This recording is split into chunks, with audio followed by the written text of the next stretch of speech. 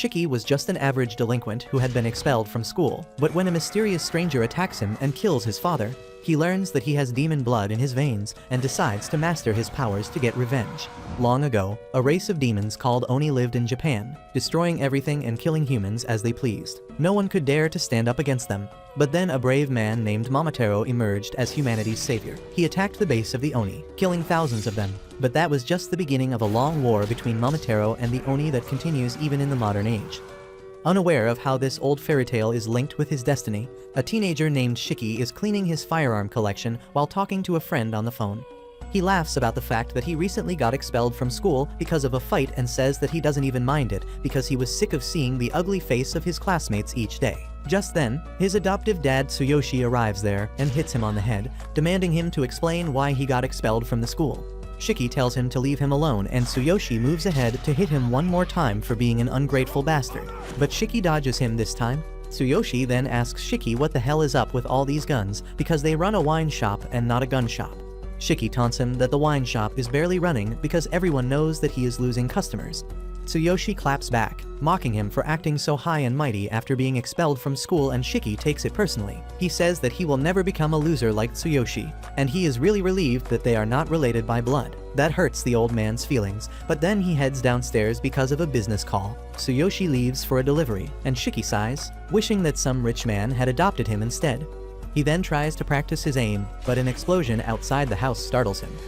He goes outside to see what is happening, but a dense fog blocks his view. Suddenly, a gust of strange black mist shoots out of the fog and Shiki falls back in shock. The mist follows him, grabbing his leg and dragging him outside before dropping him on the street. As Shiki gets up and wonders what the hell is happening, a scary old man dressed in white appears there, ready to attack him. However, the very next moment, Tsuyoshi returns there and he rams his car into the attacker before telling Shiki to get into the car. He drives away as fast as he can, saying that their only option is to leave the country now. However, Shiki has still not processed what just happened. He asks his dad how could he just kill someone with his car, but Tsuyoshi tells him that the man is not dead yet and they need to get as far away from him as they can. He is really distressed and tells Shiki to listen to him carefully as they don't have much time. Tsuyoshi tells Shiki that he is a descendant of the Oni, and the guy who just attacked him is the descendant of Momotaro. Shiki tells him to stop joking because it is not the time for that, but Tsuyoshi tells him that he is serious. Just then, a blade made of black mist penetrates the car's roof, and Tsuyoshi barely dodges it. He realizes that the attacker has caught up to them, and then suddenly, the windows of their car are covered by black mist, completely blinding them. Tsuyoshi stops the car near an abandoned warehouse and quickly gets out of it, telling Shiki that they need to hide immediately. Just then, the car explodes, and when Tsuyoshi turns back, he finds that Shiki is missing. Luckily, he sees a trail of black mist entering the warehouse and realizes that his son has been taken there. Inside the warehouse, Shiki finds himself trapped in a giant web made out of the black mist, with a scary guy named Samadare standing in front of him. Samadare tells Shiki that the Oni blood in his veins makes him nothing but a pest, and exterminating such pests is the job of the Momotaro agency. Shiki is still in shock that Samadare survived being crushed by a car, but just then Tsuyoshi comes there, telling him that the fairy tale of Momotaro is a real story. He says that for thousands of years, Momotaro and Oni have been at war with each other through their descendants who share their blood. Eventually, the Momotaro descendants joined hands and formed the Momotaro Agency, gaining advantage in the battle and forcing the Oni to hide among humans to survive. Shiki still can't understand what is happening, but Tsuyoshi tells him to let Daddy handle it. Samadare suddenly creates two swords out of black mist, and in response, Tsuyoshi also unleashes the same ability to fight him. The two men dash towards each other, clashing their blades and releasing a powerful shockwave. Tsuyoshi somehow pushes Samadare back, but he calls him weaker than he used to be back then. Samadare explains that the black mist is the unique ability only the descendants of Momotaro can use, and Tsuyoshi was once his senior in the Momotaro Agency. Shiki is aghast on learning that his dad is a descendant of Momotaro, but Tsuyoshi says that he has forgotten about that entirely. Samadare asks him if he has also forgotten how dangerous Oni are. He declares that for the crimes of sheltering an Oni, Tsuyoshi will also be eliminated. Tsuyoshi responds by attacking him first, but he and Samadare are equally matched in strength. Shiki can only watch their crazy fight in bewilderment, while Samadare asks Tsuyoshi why is he protecting a monster who only lives for destruction. Tsuyoshi tells him to shut up and tries dealing serious damage to him, but Samadare is much faster than he expected. He easily dodges the attack and then hits Tsuyoshi with a super fast combo, severely injuring him and knocking him out. Shiki is devastated on seeing his dad bleed out, and he curses Samadare, saying that he will kill him. Samadare, however, tells him that he is going to go to the afterlife with his dad soon. Just then, Tsuyoshi grabs his feet and Samadare asks him why is he going this far to protect an Oni, and he replies that he needs no reason to protect his son. He says that Shiki has not harmed anyone yet, and it is wrong to kill him just because he has Oni blood. Samadare just creates a black mist sword to finish him off, and the rage boiling inside Shiki finally hits its limit. As his eyes turn red, he swears that he will kill the bastard who is trying to hurt his dad, and his demonic powers awaken. He starts bleeding from every pore of his face, and his demonic horns sprout out of his head. Shiki yells that he will kill Samadare, and when the man turns around to see him, he finds that Shiki is no longer restrained by the web. The very next moment, a bunch of guns made out of blood pop up next to his face, but thanks to his quick reflexes, he manages to block all the shots. However, Shiki has already moved on from that location, and while Samadare wonders where he is hiding, he notices blood dripping from the rooftop where Shiki is hanging upside down like a deranged Batman. Seeing his blood-covered form, Samadare realizes that Shiki has awakened, and now he can fight by manipulating his blood. But that is not even the scariest thing about fighting an Oni. Suddenly, Shiki lunges towards him, pushing him back with his powerful strikes. Samadare quickly flips the table on him, slashing his arm off, but Shiki jumps back and instantly regrows his arm. He then screams madly and Samadare begins to sweat because he realizes that this fight is not going to be easy. Shiki manifests his power in the form of numerous guns made out of blood, and Samadare is forced to use all his strength and speed to block the bullets. Just then, Shiki fires a freaking missile at him, and thanks to his instincts, Samadare dodges it by a very small margin, and the rocket explodes behind him. The old man is forced to run away from Shiki's ruthless assault, but then he throws his sword at him, hoping to take him down quickly. However, that is not nearly enough as Shiki quickly reaches him and kicks him away. Samadare is too tired and injured to move fast enough, and Shiki steps on his face before unloading a full military battalion worth of ammo on his ass. However, Samadare somehow manages to get away with his life, even though he is terribly injured. He curses Shiki, but then suddenly, Shiki collapses and the guns made of blood shatter. His Oni transformation is undone, and as he stares at his bloody hands, Shiki loses his mind, wondering what the hell just happened here. Samadare recalls this as a typical reaction of people who awaken their Oni powers for the first time. With his remaining power, he summons a black mist sword again, deciding to finish his job right now. However, just as he is about to stab Shiki, Tsuyoshi jumps in between them, sacrificing himself to save his son. Samadare asks him how he could risk his life to save the boy, even after seeing the monster he became. Tsuyoshi just thinks of how Shiki was a cute little boy and tells his old friend that it was not a bad thing to be a happy father, even if it was for a short period. Just then, some civilians gather at the site after hearing the explosion and call the fire department, and Samadare decides to retreat for now. He turns into black mist and vanishes, leaving the injured Tsuyoshi and the confused Shiki alone. Shiki panics and tells his dad that he will call an ambulance, but he asks him to stop because he knows this is the end. He just wants to talk to his son one last time at the end. Tsuyoshi tells him that he could never tell him about his Oni lineage because that would mean telling him that there are people out to kill him. But now, he can only ask Shiki to become strong enough to defeat both Momotaro and Oni so that he can live freely and happily. However, Shiki shouts at him to shut up because he is not done with him yet. He begins taking him outside, saying that they will talk after he gets better, and Tsuyoshi just smiles at him once before breathing his last. As he falls to the ground, Shiki loses his mind. He tries to wake him up first and then starts crying uncontrollably. Soon after that, a man on roller skates arrives there, and when Shiki turns around to see him, he knocks him out with a single tap to his head, before taking him away to a place where Oni like him can become stronger. While he is unconscious, Shiki dreams of the happy moments when he used to play in the park under his dad's watchful eyes. But then the dream turns dark abruptly, with Tsuyoshi dying at Samadare's hand. Shiki wakes up with a jolt as he stares into the bloodshot eyes of Samadare. But when he looks around, he finds himself gagged and tied to a chair in a large empty hall. Right behind him, the skater guy who kidnapped him is doing one-arm handstand push-ups with his umbrella, and he gets back on his feet as soon as he sees Shiki awake. The edgelord introduces himself as Nado, a fellow Oni, and quickly manifests his horns. Shiki is too confused by everything, and he can't even pay attention to Nado, who refuses to tell him where they are right now. He informs him that his dad's body is stored safely in another place, and he brought him here for retrieval and evaluation. Nato then suddenly skates to the whiteboard in the corner and drags it closer to Shiki, before flexing how fast and efficient it is to use roller skates instead of walking. Next, he begins explaining the Momotaro agency to Shiki, saying that he has already seen one guy who can control the black mist and use it like a weapon. The Momotaro agency finds and hunts Oni, and in response, the Oni created their own agency to fight back. Nato says that his job is to find newly awakened Oni like Shiki and bring them to a safe place where he can evaluate if they are worthy of joining the Oni agency. With that brief intro, he puts the whiteboard back in its place and then removes Shiki's gag so that he can interview him. As soon as he removes the gag, Shiki starts yelling at him to free him.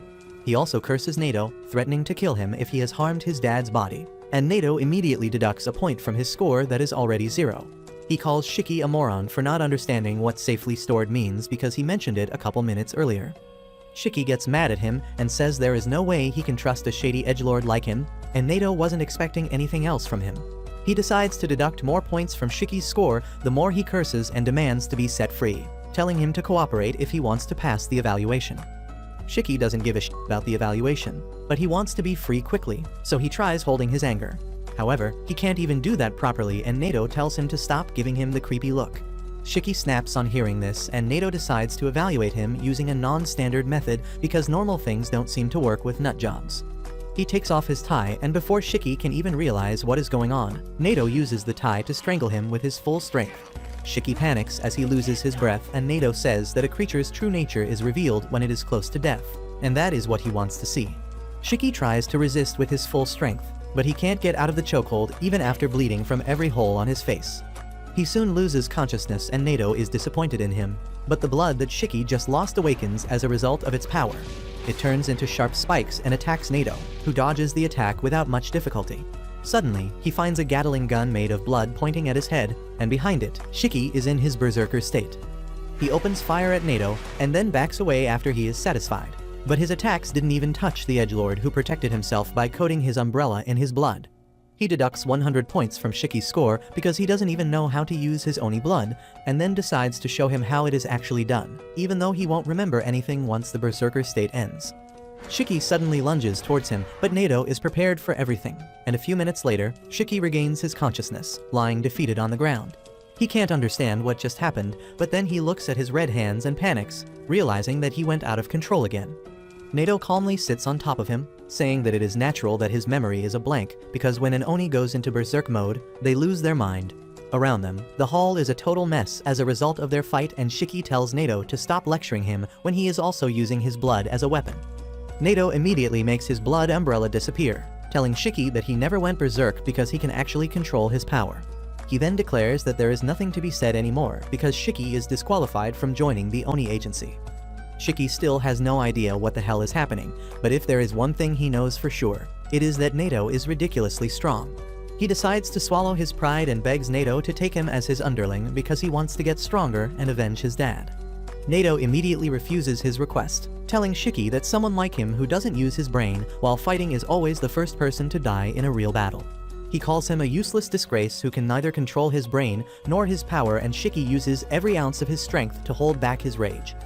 Nato then declares that it is time for him to dispose of Shiki, because a berserk Oni is a liability to everyone.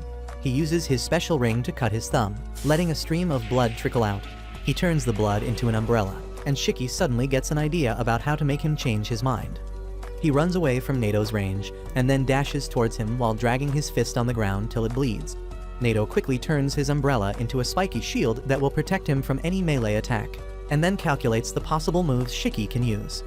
Shiki jumps up at the last moment, which was among the possibilities that Nato calculated, but then he surprises him by using the spikes to jump to the side and point a bloody gun at his face. Shiki puts all his focus into the gun, shooting a powerful shot with the recoil sending him flying backwards. He can't believe that he managed to land a hit on Nato, but it turns out that he couldn't do it even this time. Nato simply blocks the blood bullet with his finger and shatters it, not giving Shiki any credit for the attack because he went halfway to berserk mode in order to attack him. As Shiki seems to lose his mind again, Nato decides to finish him off with his special move. He puts himself in a protective cage and summons archers made using his blood, ready to shoot at his command. However, as he notices Shiki fighting back against his berserker instincts and getting his power under control, Nato cancels his special move. Shiki is proud that he managed to control his power, but he falls on the ground because he just used up too much energy. Nato can't believe that not only Shiki controlled his powers, but he also suppressed Berserker mode, which is not something everyone can do. He asks him how the hell did he do that, but Shiki smugly tells him to accept him as his underling to unlock the answer. Nato tells him that he will think about it, and Shiki decides to take that as a yes. He says that when Nato talked about controlling his blood, he didn't understand but when he saw him slice his thumb and use the blood to create a weapon, he got an idea. He thought that since they were both Oni, he could just ape his and surprisingly, that worked. He didn't understand the fine details though, and he just let his arm bleed while yelling at it mentally to form a weapon. Shiki is still hyped that his gambit worked, and asks Nato what he thinks about that. Nato thinks that it is utter bullshit because that is not how things work. From his experience, dumb and emotional teens like Shiki have a hard time controlling their blood, while rational and calm people like him have the best chance at using their power properly. He thinks that Shiki doesn't listen to reason or even let his berserker mode control him, and he can use his raw instinct to brute force his power into obeying him. He thinks that it is a very rough method, but it can also give someone an explosive amount of power. He begins to wonder what to do with this unique case, when suddenly, Shiki tells him that he needs power to avenge his dad and kill the man who murdered him. He tells Nato that if he takes him in as an underling and teaches him everything, he will become useful to him. However, Nato refuses to consider that possibility. He turns his umbrella into a spear, telling him that people like him are a risk to society, because he didn't even know that he could control his power and just took a gamble. He says that he can't accept him as a lackey, and then acts like he is going to stab him with the spear, but only hits the floor near his head. He tells Shiki that he won't accept him as an underling, but as a student, and that is really confusing for Shiki, because he thinks both are the same thing. Nato tells him that he passed the test barely, but he will give him the chance to prove his abilities. Shiki can't make sense of what is going on, so Nato decides to start from the basics. He tells him that they are on an island called Hell's Doorstep, which was known as Onigashima in the past. It was the place where the original Momotaro massacred demons, but now it is a place where the Oni can live safely. At the center of the island, there is the Rosetsu Academy, which is a military school that trains Oni to fight against the Momotaro agency. Shiki gets freaked out on learning that he is on an island, but Nato pokes his face, telling him that it is not important. The most important part is that the Rosetsu Academy will teach him everything from general education, controlling his Oni blood, fighting techniques, and the history between Momotaro and Oni. Nato is Shiki's homeroom teacher, and he tells him more about how they do things here at the academy, but that is more than his pea-sized brain can handle. Shiki doesn't even care about that because all he wants to know is if he can become strong enough to avenge his dad. Nato can't give him any guarantee, but he tells him that if he can't become strong enough to fight the Momotaro agency, he will be expelled from school. Soon, Shiki gets dressed up, and he is excited to go to a different kind of school, but Nato warns him that other people have passed the test this year, and he is probably the least skillful amongst them. Suddenly, Shiki remembers his dad and asks Nato where his body is. Nato replies that they have kept him in the morgue because they wanted Shiki to handle the funeral as per his beliefs. Shiki gets a bit gloomy on thinking about his dad's death, and Nato tells him that being a gloomy idiot is a waste of time, and he should focus only on becoming stronger so that he can get his revenge. Shiki says that he seems like a nice guy after all, and that embarrasses Nato, who speeds away, telling Shiki that if he doesn't reach the class before him, he will be expelled. Shiki somehow catches up to him, and as he wonders how should he enter the class to farm the maximum amount of aura, Nato just kicks him through the door. Shiki feels like he got some aura debt because of his uncool entry, and he asks the masked boy named Jin for some tissues for his nosebleed. Jin turns out to be an even bigger edgelord than their teacher, and he tells Shiki to stop talking to him. Shiki gets mad at that and starts teasing him for not having his horns yet. Jin simply manifests his horns, saying that only dumb rookies who can't control the horns flaunt them all the time. This comment offends another guy named Ikari, who also can't control his horns. Things start getting tense in the classroom with Shiki getting up close and personal with Jin. However, before things can get violent, Nato suddenly arrives behind them and Shiki finds himself sitting right next to Jin without even realizing when it happened. Jin is equally shocked, but Nato doesn't have time to waste with what his students think.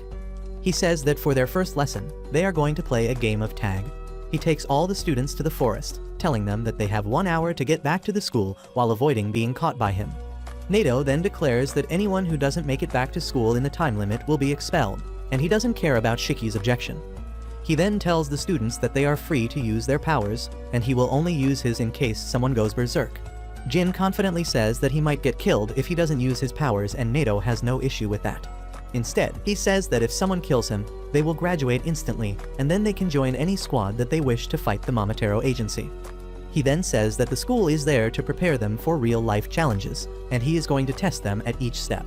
He asks everyone if they are ready, and Shiki replies that he is going to give it his all and ace the tests. Nato then reveals that there is another rule, and takes out 2 balls that are still smaller than mine. He tells the students that they need to have a ball with them when they reach the academy to pass this test, and then suddenly throws them into the restricted area. The students think that since there are only 2 balls, they will have to fight for them, but then Nato reveals that they will be divided into teams. The first team has Shiki along with Jin and the timid pink-haired bitch, Homer. The second group has the delinquent named Ikari and the nerd Juji, while the third group has the nervous Roku and Kuina, who seems the most confident out of everyone present there. Nato tells the 3 teams that he will enter the restricted zone 15 minutes after them so that they can get a head start, but Shiki interrupts him, saying that he doesn't want to team up with the masked weirdo. Nato tells him that he will be expelled if he can't work in a team, and he is forced to take his words back. After that, Homer politely introduces herself to Shiki, who has never had any sort of female interaction in his entire life. He immediately gets butterflies in his stomach as he sees Homer approach him, and he confidently tells her that he will protect her. She gets flustered on hearing this and tells him that he doesn't need to go that far, because all she wants is to not get in his way. Next, she goes to introduce herself to Jin, but he is an edgy Tate fan who doesn't even bother to respond to her. Homer's low self-esteem kicks in, and she starts crying and apologizing for talking to him. Shiki starts yelling at Jin for hurting the girl's feelings, and then he quickly moves on to comfort Homer, telling her that she should not ruin her cute looks by crying. He then returns to taunt Jin, but the Tate fan tells him to stop being a beta simp. Nato interrupts their quarrel and tells them to head inside because they don't have all day.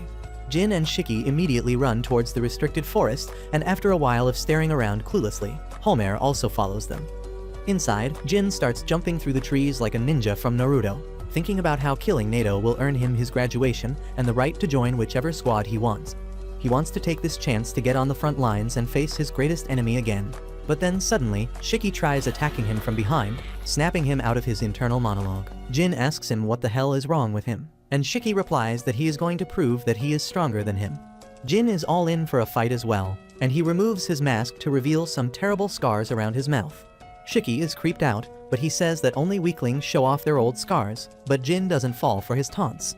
He simply removes his gloves, revealing that his hand is covered in stitch marks too. He tears one of the stitches to let out his blood and turns it into circular saws. Shiki is shocked to see this because he thinks that the author of Chainsaw Man will sue them for copying his ideas.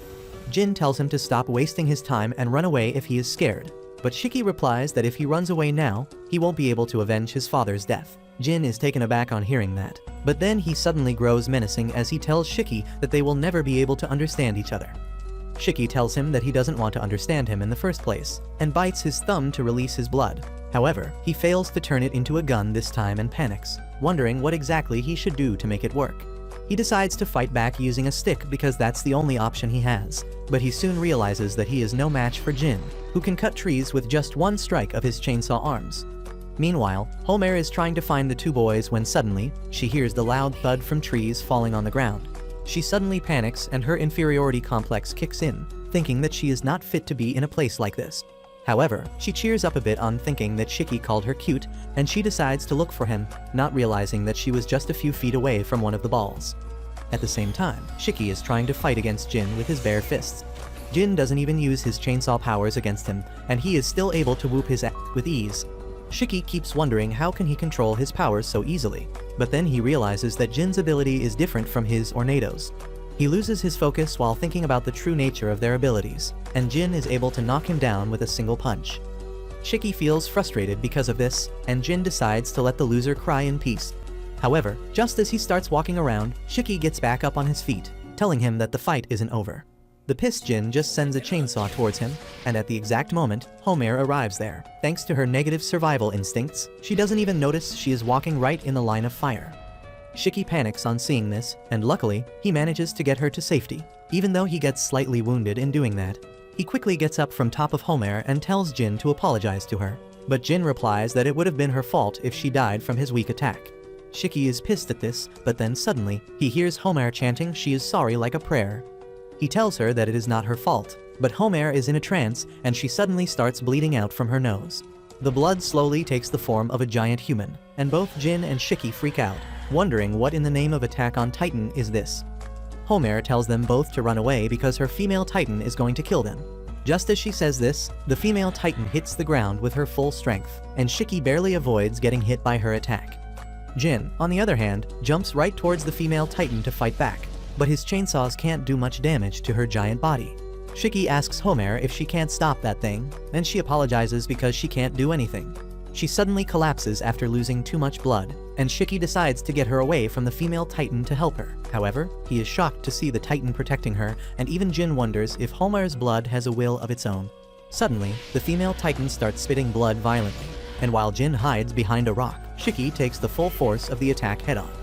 The crying Homer asks the female titan to stop, calling her elder sister, and Shiki gets up, confused about what she means. Homer once again asks him to run, but Shiki refuses, saying that she will die of blood loss if he doesn't help her, and he doesn't want to see anyone else die in front of him ever again.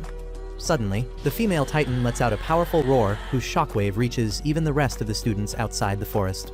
Nato watches everything from a treetop, and he decides to let Shiki and Jin try to deal with Homer's blood release ability before he steps in.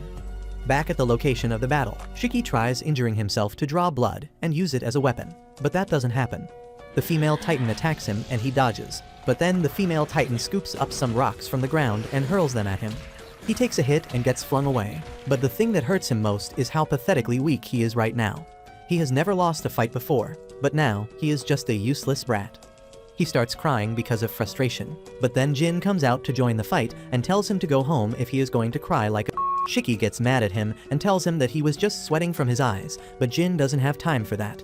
He slices open his wounds again, and this time, he creates 2 different types of chainsaws on either arm. The damage he took from the female titan's previous attack is still bothering him, but he is determined to win every fight in front of him. Nato just watches from afar, and he is impressed that Jin can create 2 types of weapons at the same time. He begins explaining how Oni blood can take any form they imagine, but it is often influenced by their past trauma, preferences, and experiences. Meanwhile, Jin rushes towards the female titan, using the circular chainsaw to climb up. He then tries to ape Levi Ackerman by attacking the female titan's neck, but she sacrifices an arm to protect herself.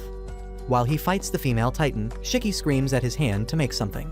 He wonders why he can't make a weapon when Jin can, but then suddenly, he realizes that Jin only makes things for cutting, and even Homer has a personal connection with her female titan. He thinks that he can make guns because he likes them more than an average American, and he suddenly figures out how to control his powers. On the other side, Jin is having a hard time fighting the female titan, who suddenly lets out a loud roar that bursts his eardrums. He loses his sense of balance and thinks that he is going to die, and even Nato gets ready to step in, but then Shiki declares that he will take the fight up now. He points a powerful grenade launcher at the female titan, and Nato is impressed that he figured it out. Shiki is thrilled to try out his new weapon, but then the female titan attacks him. He dodges her attack and then fires a grenade at her, blowing her apart instantly, and both Jin and Nato are stunned to see his power. The female titan starts vanishing as her fragments are scattered everywhere, and Homer loses consciousness. Meanwhile, Jin is still astonished by Shiki's firepower when it suddenly starts raining blood. However, it was just the blood scattered in the air from Shiki's previous attack, and it soon turns into normal rain. Jin realizes that Shiki's attack didn't just kill the female titan, but it also changed the weather. Shiki, on the other hand, doesn't even think about that. He starts heading towards Homer to see if she is fine, but then his vision gets blurry and he falls to the ground, unable to move. Just then, Nato comes there, telling him that he unleashed a ridiculous amount of blood just now, and that is why his body doesn't have any strength left. Shiki tells him that he can still go on and somehow forces himself to stand up, but that doesn't last even for 5 seconds, and he once again falls to the ground. Nato calls him a noob who can't even control his power, but he realizes that Shiki's power was beyond anything he has ever seen. He tells Shiki that if he uses up too much blood, he could even die, and that makes him worry about Homer instead of him. He asks Nato to check up on her because she might have used a lot of blood, and he is fine being checked after her. Nato was not expecting Shiki to worry about another person when he himself is in such a serious condition, but just as he is about to help them, Jin launches a surprise attack on him. Thankfully, Nato's reflexes are fast enough to block the attack, and he pushes Jin back, who tells him that they don't need to worry about the losers.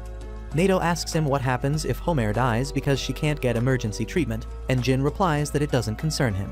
Nato is disgusted on hearing that, and he makes it clear to Jin that he hates selfish bastards like him.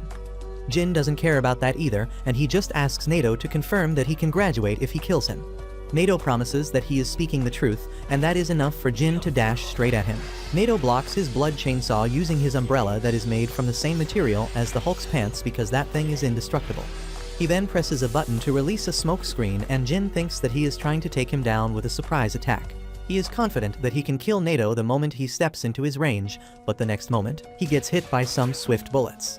He immediately takes cover behind a tree, and Nato keeps firing rubber bullets from his multi-purpose umbrella towards him, saying that the bullets won't kill him, but they will hurt like hell. He also purposefully targeted Jai's injured hand earlier for maximum damage. Jin realizes that Nato plans to keep a safe distance between them because he thinks that he can only use close-ranged weapons.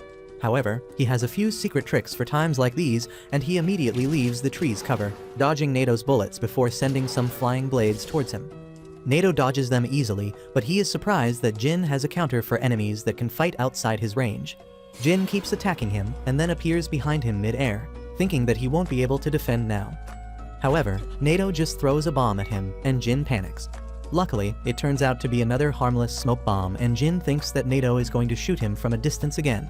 That is why he doesn't even anticipate Nato coming in from behind and hitting him with a spine-crushing punch. Nato lectures him about being too sure about his predictions in a battle because that makes him vulnerable to surprise attacks. Jin is too injured and exhausted to even move now, but he keeps trying, and Nato has to invert his umbrella and use it as a cage to contain him. Jin keeps trying to break free from the umbrella, and Nato asks him if he is so desperate to see his dad. He suddenly goes silent on hearing this and then asks Nato how did he know about that. Nato replies that he looked into his files, so he knows a few things about him, including the fact that his dad is a Momotaro. While every cell of Jin's body revolts on hearing this, Shiki is shocked to learn that both of them have similar backstories. However, Jin is filled with hatred as he admits that his father is a Momotaro, and that bastard took everything away from him. He killed his family and then did experiments on him, leaving scars all over his body. Jin remembers how he survived on garbage and the hatred against his father. He swears that he will kill him with his own hands, even if he has to risk his life for that. In his enraged mode, Jin suddenly gets a burst of power, allowing him to uproot the cage holding him down. However, before he can do anything, Nato grabs him by his face and then slams him into the ground, calling him a stupid brat. He tells him that if he dies while chasing his dream, he is an idiot who will never be able to achieve them. He tells him to live for the sake of making his dream come true, even if it means accepting defeat and humiliation. Jin finally stops moving with that, and then Nato calls the school to send the nurse because he has an injured student here. He informs the school that Homer has been retired from this test because of her blood loss, and Jin has also been tied up. Shiki, on the other hand, is still standing, and Nato tells him that he has barely 6 minutes before the time limit runs out. He has one of the balls in his hand and tells Shiki that he can either try to take it from him or find the remaining ball within 5 minutes and reach the school. Shiki says that it is not fair, but he has no choice except playing by Nato's rules. He immediately runs away, and Shiki decides to chase after him to see what he does. Meanwhile, Jin is sitting silently where he is tied to a tree when suddenly, Shiki pops out of the bushes nearby. He walks over to Jin, telling him that he will free him, but in exchange, he will have to work together with him. Jin is shocked by this offer, and Shiki says that neither of them can beat Nato on their own, but if they work together, they have a chance. Jin refuses, saying that being rescued by an idiot will lower his pride, and Shiki doesn't even bother to debate the point that he is an idiot. He asks Jin if his pride is more important to him than his goals, because he cannot achieve his goals just by sitting here. Jin asks him why does he even care about that, and Shiki reveals that his dad was a Momotaro too. Jin is shocked to hear this, and then Shiki pulls the good old Naruto on him, telling him that they are the same. Meanwhile, Nato is looking for Shiki, and since he can't find him, he doubts that he returned.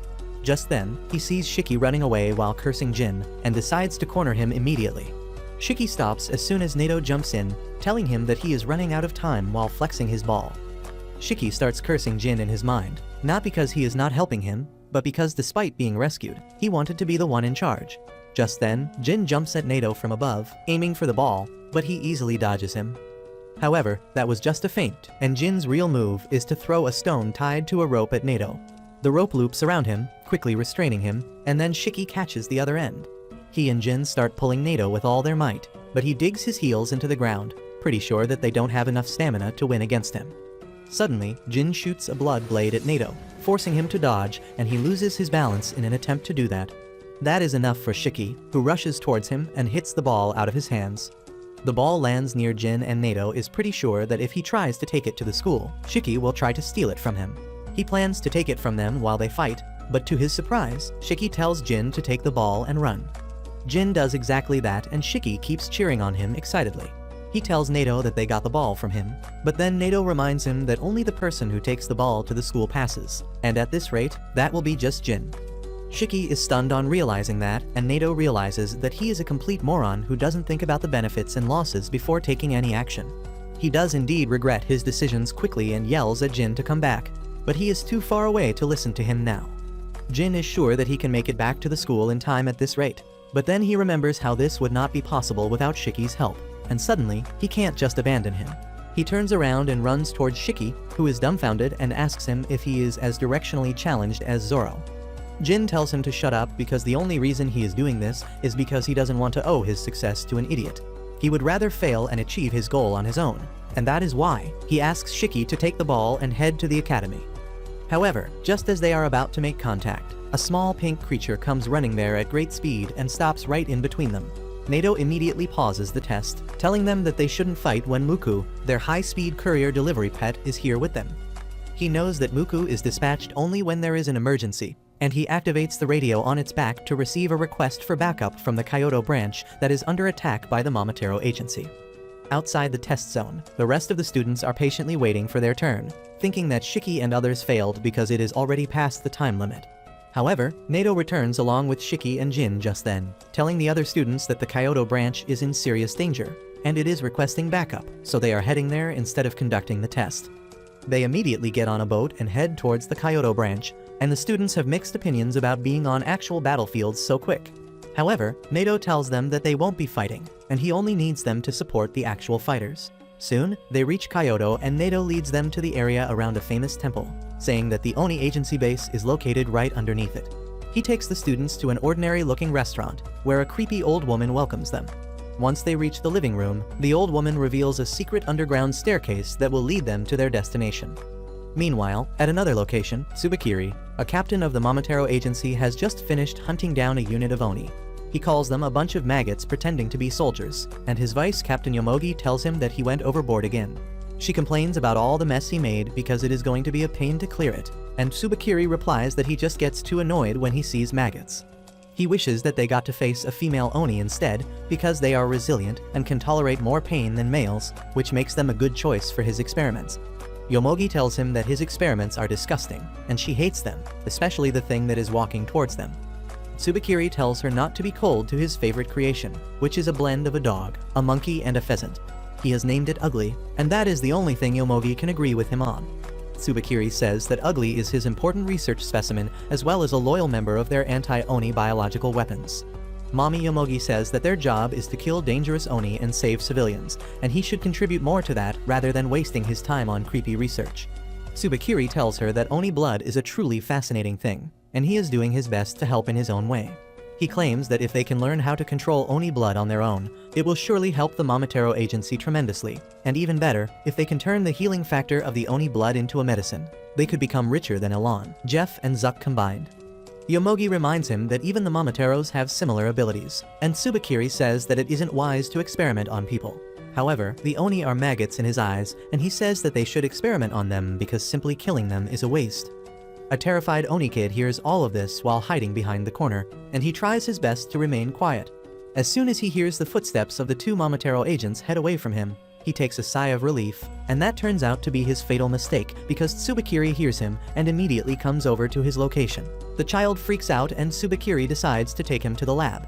Yomogi tells him that she will knock him out so that he doesn't create problems, but as she is trying to put him to sleep without anesthesia, a drop of blood spills on Tsubakiri's coat. Yomogi realizes that this means trouble, not for her but for the Oni kid. Tsubakiri walks up to him and starts kicking him, saying that even though he is fascinated by Oni blood, it is a filthy thing, and he won't tolerate it on his uniform. He then asks the kid if his parents live nearby, and were they part of the group he just killed.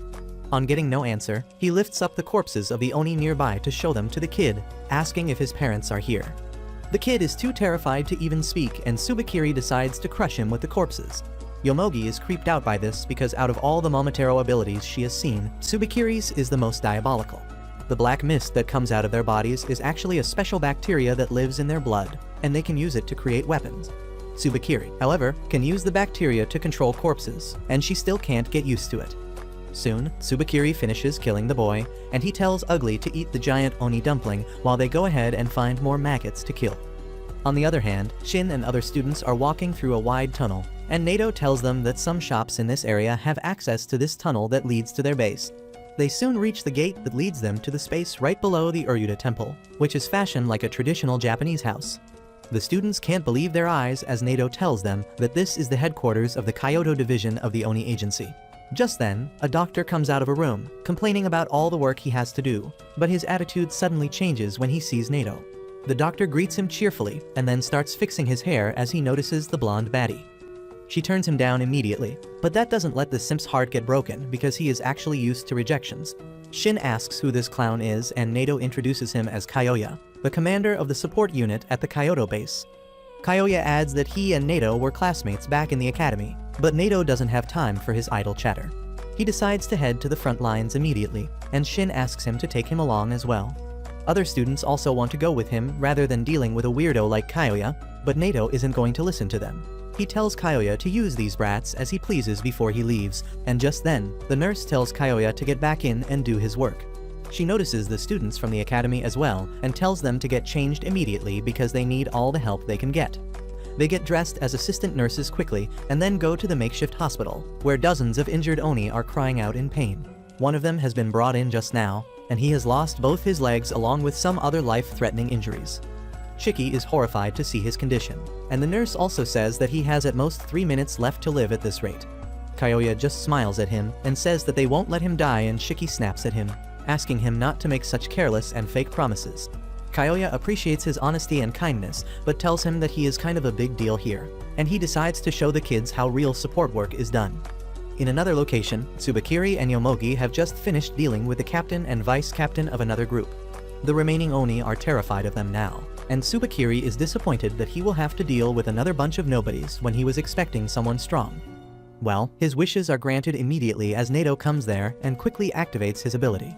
Tsubakiri is pleased to see him, but Nato doesn't give him a chance to be happy for too long as he immediately unleashes his killer move on him. The Oni are really glad to see that Nato has come to save them, but Tsubakiri didn't take any damage from the previous attack as he used the dead Oni captain and vice captain as his meat shields. Turns out, he knows Nato already and he talks to him like they are old friends. He asks what is he doing in Kyoto because this is not his area. Tsubakiri then remarks that he has heard of a location where the Oni in Kyoto are gathering, and if he just wipes out that place, the entire problem will be solved.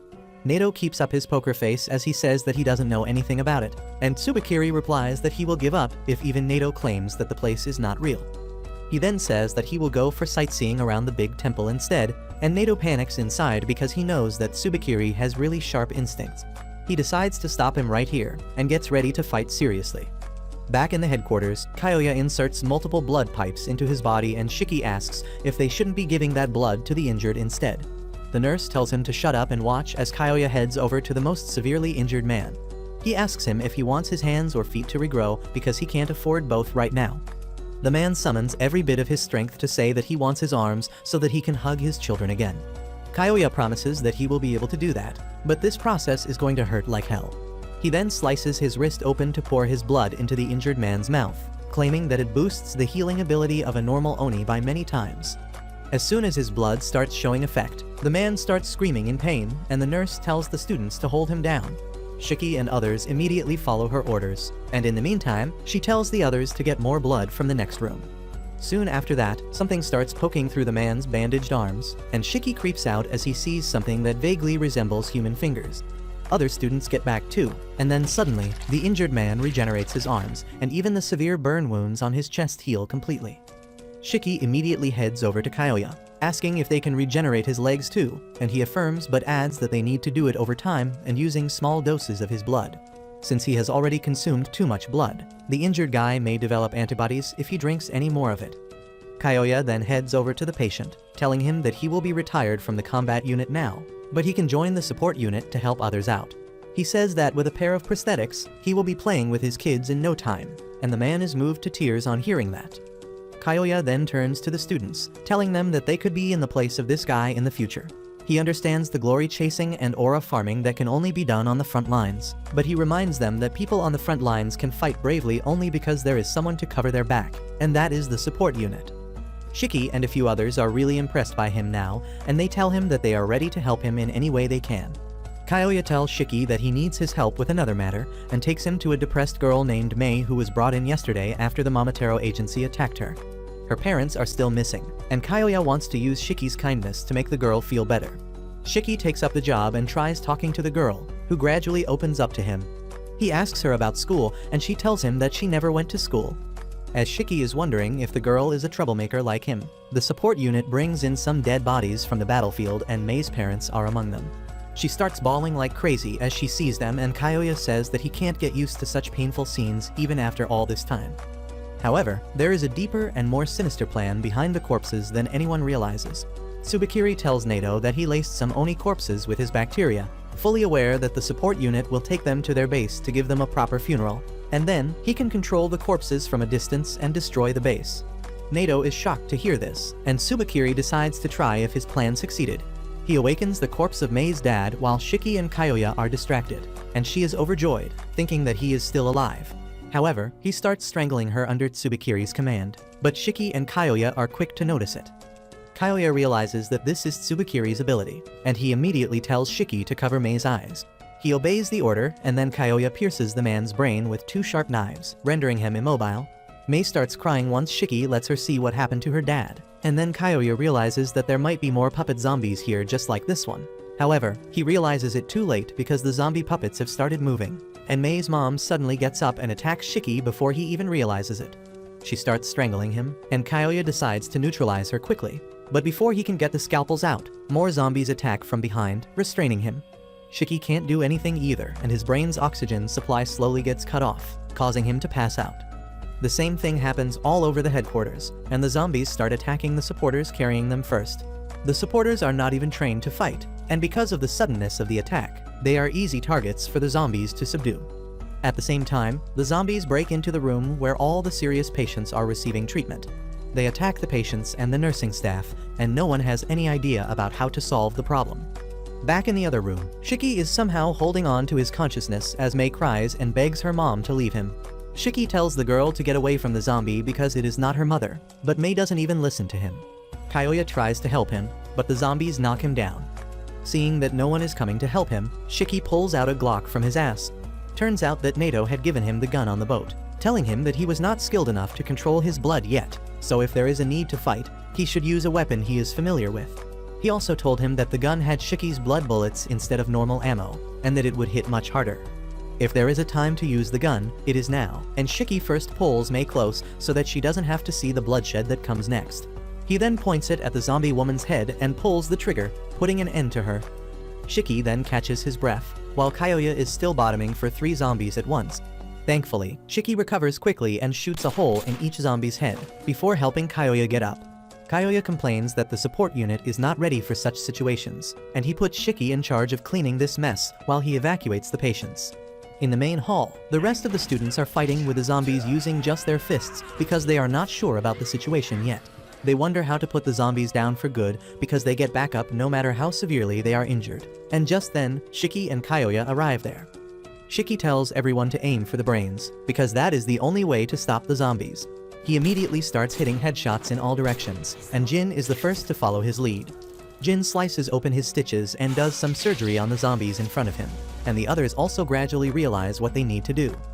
Using this chance, Kyoya commands the support staff to evacuate the patients and treat anyone who is freshly injured. Meanwhile, Shiki keeps firing at the zombies like his gun has infinite ammo, but he thinks that killing people who are already dead is the grossest thing he has done in his entire life. He starts getting first-hand trauma as he thinks that every zombie he kills was once a person who had family and friends who cared about them. He feels like he will cry at any moment now, and he wonders why they are hurting their own people when their enemy is the Momotaro agency. On the other hand, Nato is still in a standoff with Tsubakiri. He decides to take him out in close combat, but Tsubakiri uses 3 dead Oni as his shield. Nato is pissed, but then he notices the monster Ugly next to him, ready to deliver a devastating blow. He somehow dodges the attack at the last moment, but Ugly smashes through the 3 Oni. Nato is not happy with this, and Tsubakiri tells him that he should be happy that the pests infecting this world are dead. Nato tells him that no matter how strong he is, he cannot win every battle as a loner, but Tsubakiri finds that ironic coming from another loner. His point is proven within seconds as the fodder Oni offer to support him, but he tells them to evacuate to safety because they will only hold him back. Tsubakiri tells him that no one is leaving this place, and he commands his assistant Momogi to do her job. Mommy Momogi steps up and uses her power, creating an impenetrable barrier around Nato and the other Oni that traps them in their place. Tsubakiri tells Nato that he can't leave this barrier until Momogi permits, and in the meantime, he will take a stroll around the Oni headquarters. Nato panics as Tsubakiri reveals that he planted transmitters on the all Oni corpses, and they all have gathered right under the Uryuta temple, so that must be the Oni headquarters. Tsubakiri starts walking towards the temple, and he commands Momogi to send Ugly inside the barrier. She gives the creature the permission to enter her barrier, and Nato gets ready to fight it. However, Tsubakiri says that this creature is mass-produced, so it is perfectly fine even if they sacrifice. He snaps his fingers and Ugly's belly suddenly starts swelling up. Nato realizes that it is going to self-destruct and tells everyone to get down, but there is not enough space in the tiny room for them to avoid the explosion that is powerful enough to shatter Momogi's barrier and destroy nearby buildings. Momogi asks if they should double-check to make sure that Nato is dead, but Tsubakiri tells her that there is too much smoke there and he doesn't want his uniform to get dirty. That turns out to be a mistake because despite being unconscious, Nato doesn't seem to have any major visible injuries. Back in the headquarters, Shiki and others have finally managed to defeat all the zombies, and Kyoya has also transported the patients to a safer location. He thinks their problems are solved with this, but then he notices Mei, who is staring blankly at her parents' corpses. He goes to console her and Shiki joins him. He apologizes to Mei for shooting her mom, but she coldly replies that it is alright. Shiki is shocked by her response, but Mei continues, saying that she was always running from one place to the other, hiding from some threat that she didn't even know about. She had no friends, and she didn't even go to school, and she had an idea that something like this would happen one day. She puts on a fake smile as she tells Shiki not to worry about her, and his heart shatters on hearing this. He remembers his own childhood and how he always admired superheroes. In their folk stories, Momotaro is supposed to be the hero while the Oni are villains.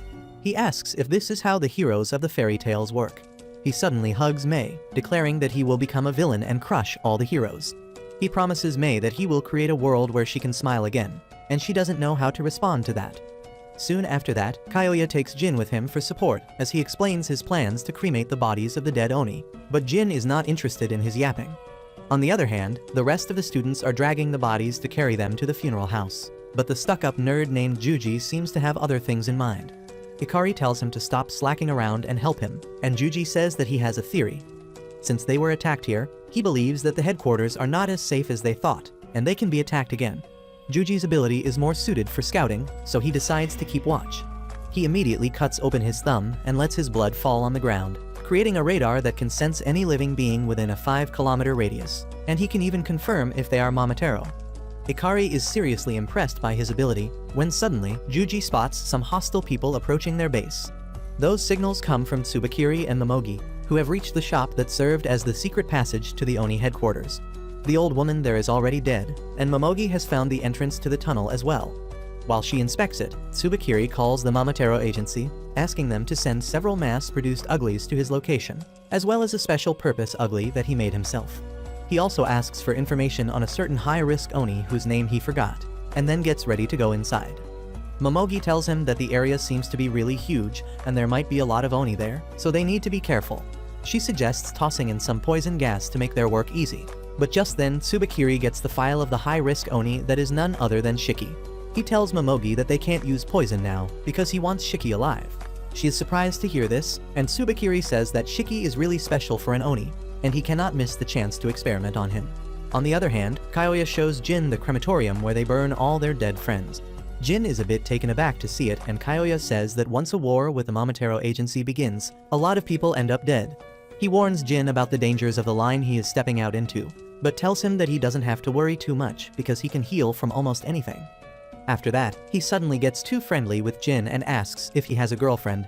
Jin completely ignores the weirdo and walks away, and as Kyoya chases after him, he suddenly senses someone approaching him from behind. He turns around at the same moment he is stabbed by Tsubakiri, who was actually aiming for his back but missed. Kyoya is too surprised to react, but Jin instinctively releases his blood chainsaws to fight against the enemy. However, before he can do anything, Momogi appears behind him, locking his chainsaws in her black prison and then cracking up his arm. Jin cries in pain, but the black prison around his arms don't hold on for much longer. He tries to focus on the enemies despite the pain, realizing that they are in the worst possible scenario right now. Both he and Kyoya are injured, and he doesn't know anything about the enemies. However, Kyoya is quite calm even in this situation, and he tells Jin to rush back and tell everyone about the enemy attack while he stalls the two Momoteros. Jin follows his orders, promising to bring back up, and then Kyoya turns his attention to the two enemies in front of him. Tsubakiri tells Momogi to do her thing, and she creates a gigantic barrier around the entire headquarters. At this point, Kyoya realizes that her ability is to create barriers with her bacteria, and she plans to make sure no one can get out of the headquarters alive. Kyoya begins to calculate his options because he can't fight, and he doesn't think that the students are strong enough to beat the dangerous opponents in front of him. He believes that reinforcements aren't coming anytime soon, and that simply means that he is going to die. Suddenly, Tsubakiri asks him if he knows Shiki, and Kyoya realizes that things are more complicated than he thinks. He decides to fight back to the best of his abilities and pulls out a poison syringe from his coat. However, before he can get the chance to use it, Tsubakiri slashes his neck and leaves a deep gushing wound. Kyoya panics because he couldn't even see him coming, and he falls to the ground as his blood splatters everywhere with high pressure. As Kyoya gradually loses his consciousness, he wishes that if he is going to die, it should be Mommy Momogi who finishes him off. Tsubakiri is not going to grant his wish though, and he thinks that Kyoya is already dead from his single attack. He decides to control his corpse through his bacteria, but suddenly stops as he senses the ugly creatures outside the barrier. He tells Momogi to let them inside, and she grants access to the uglies. Tsubakiri asks them if they have brought what he asked for, and one of them vomits a big box. He then orders the uglies to remove the cover, revealing a decorated wooden block. Tsubakiri asks the uglies to carry the box carefully as they search for Shiki, and at the same time, Jin reaches the headquarters to warn everyone. He is surprised when he doesn't find anyone nearby, but as he enters the main hall, he finds everyone ready to fight. They are relieved when they see Jin, but he is confused about why all of them are gathered in the same place. Shiki tells him that Juji used his ability and found that enemies were approaching them, so they took action quickly and evacuated all the patients. However, before the rest of them could escape, a black wall blocked off the exit, and now they are stuck here. Some people suggest that they should look for another exit, but the nurse says that she has checked everything, and there is no way out. Shiki then asks Jin about Kyoya, but before he can answer his question, an ugly comes there. Everyone is taken aback on seeing such a creepy monster, and they let it walk through them towards a random guy who becomes monster feed while everyone watches. Everyone decides to run away to avoid facing the monster, and Shiki decides to keep Mei safe with him. Soon after that, Tsubakiri and others enter the hall and find it empty. He orders the uglies to put down the coffin and sits on it, ordering Momogi to capture Shiki alive and kill everyone else. She asks him if he is not going to come with her, and Tsubakiri refuses, saying that he has some important thoughts to think. On the other hand, the blonde baddie Kuina is looking through some clothes in a restroom to find something she can move better in. Meanwhile, the dramatic emo Rokuro is also in the same room, crying that he is going to die because his heart rate is abnormal. Kuina tells him to work on his fitness if he collapses just after running a little. She then covers his face so he doesn't see her change, and then ironically she changes into a skimpy gym where Rokuro asks her what is she planning to do now, and Kuina replies that she is going to set up an ambush, obviously. He gets jealous of healthy people on hearing this because he is always afraid of getting sick. Just then, they hear the heavy footsteps of an ugly approaching them, and Rokuro panics, telling Kuina that he can't fight when he is so stressed. He begs her to do something, and that suddenly turns the baddie on because she likes being in total control. She tells Rokuro to hide in the closet because she will handle everything, and he nervously obeys her command. Kuina then stands facing the door, waiting for the enemy to arrive. The ugly breaks through the wall and enters the room, but before fighting, it asks Kuina if she is Shiki. She angrily replies that Shiki is the stupid-looking delinquent, and on hearing this, the monster suddenly starts attacking her. It knocks down the closet Rokuro was hiding in, causing him to faint. Meanwhile, Kuina decides to show the monster who is the boss once the room has been thrashed enough. She bites her thumb and her blood transforms into boxing gloves around her fists. On the other hand, Jin runs back to Kyoya to check up on him, and Akari also prepares to face off against a monster. At the same time, Shiki focuses on hiding to keep Mei safe, and the only place he finds is the garden. Meanwhile, Rokuro comes back to his senses and finds the room completely silent. He begins to think that everything was just a bad dream and decides to come out of the closet. But to his shock, he finds the monster's face right in front of him. He panics as he tries to make sense of the situation that suddenly turns even more bizarre as the monster gets up and heads towards Kuina obediently. She caresses its face before getting it in position and then knocks it down with a powerful punch. She then gets on top of the monster and begins landing F combos on its head, till it passes out. Rokuro gets scared of her at this point, but Kuina has fun demolishing the monster, and then stomping on it while it lies helplessly on the ground. It is because of her ability called I Love that turns the enemies covered in her blood into slaves who lose the will to fight against her. As Rokuro comes out of the closet to ask if she really defeated the monster on her own, Kuina proudly tells him that she told him to leave everything to her. The reason that she told him this is not because she is a dependable woman who wants to take care of everyone, but because she is a sociopath who likes to make everyone so dependent on her that they lose the ability to work completely. And right now, it is Rokuro who has fallen into her trap. He kneels before her thanking her for saving him, and that suddenly sends Kuina's tendency to spoil him into overdrive. She places a bedsheet on the ground and tucks Rokuro to it, telling him that he doesn't need to worry about anything because she will handle everything. He gets nervous because she is too close to him, and Kuina notices that he is looking pale and weak. So she decides to get some food for him, and Rokuro panics even more, thinking that this is a trap because there is no way a girl will pay so much attention to him. He begins trembling in fear that she might use him as bait when the next monster comes, and Kuina starts fussing even more over him. Just then, another monster comes there and Kuina decides to deal with it before returning to her main job of spoiling Rokuro rotten. She thinks that this monster is a weakling as well and decides to deal with it quickly, but the monster turns out to be much stronger than the previous one. He uses his arm as a whip to attack her and drills a hole through the wall behind her. Rokuro immediately hides in the closet again, and Kuina is pissed at the monster who ruined her fun. She jumps at it, activating her power midway, but the monster casually dodges her punch and then stabs her shoulder with its freaky tentacle arm. Kuina somehow manages to get away from it, but the monster then uses both its arms to tie her, and she realizes that she can't use her powers like this. The monster starts pulling her closer, and when she resists, he simply jerks the rope and makes her hit the roof. The monster begins slamming the muscle mommy all over the room, and she is powerless to do anything. In the end, she gets slammed on the ground and the monster begins stomping on her head. Rokuro panics on seeing this, but that is all this useless piece of trash is good for.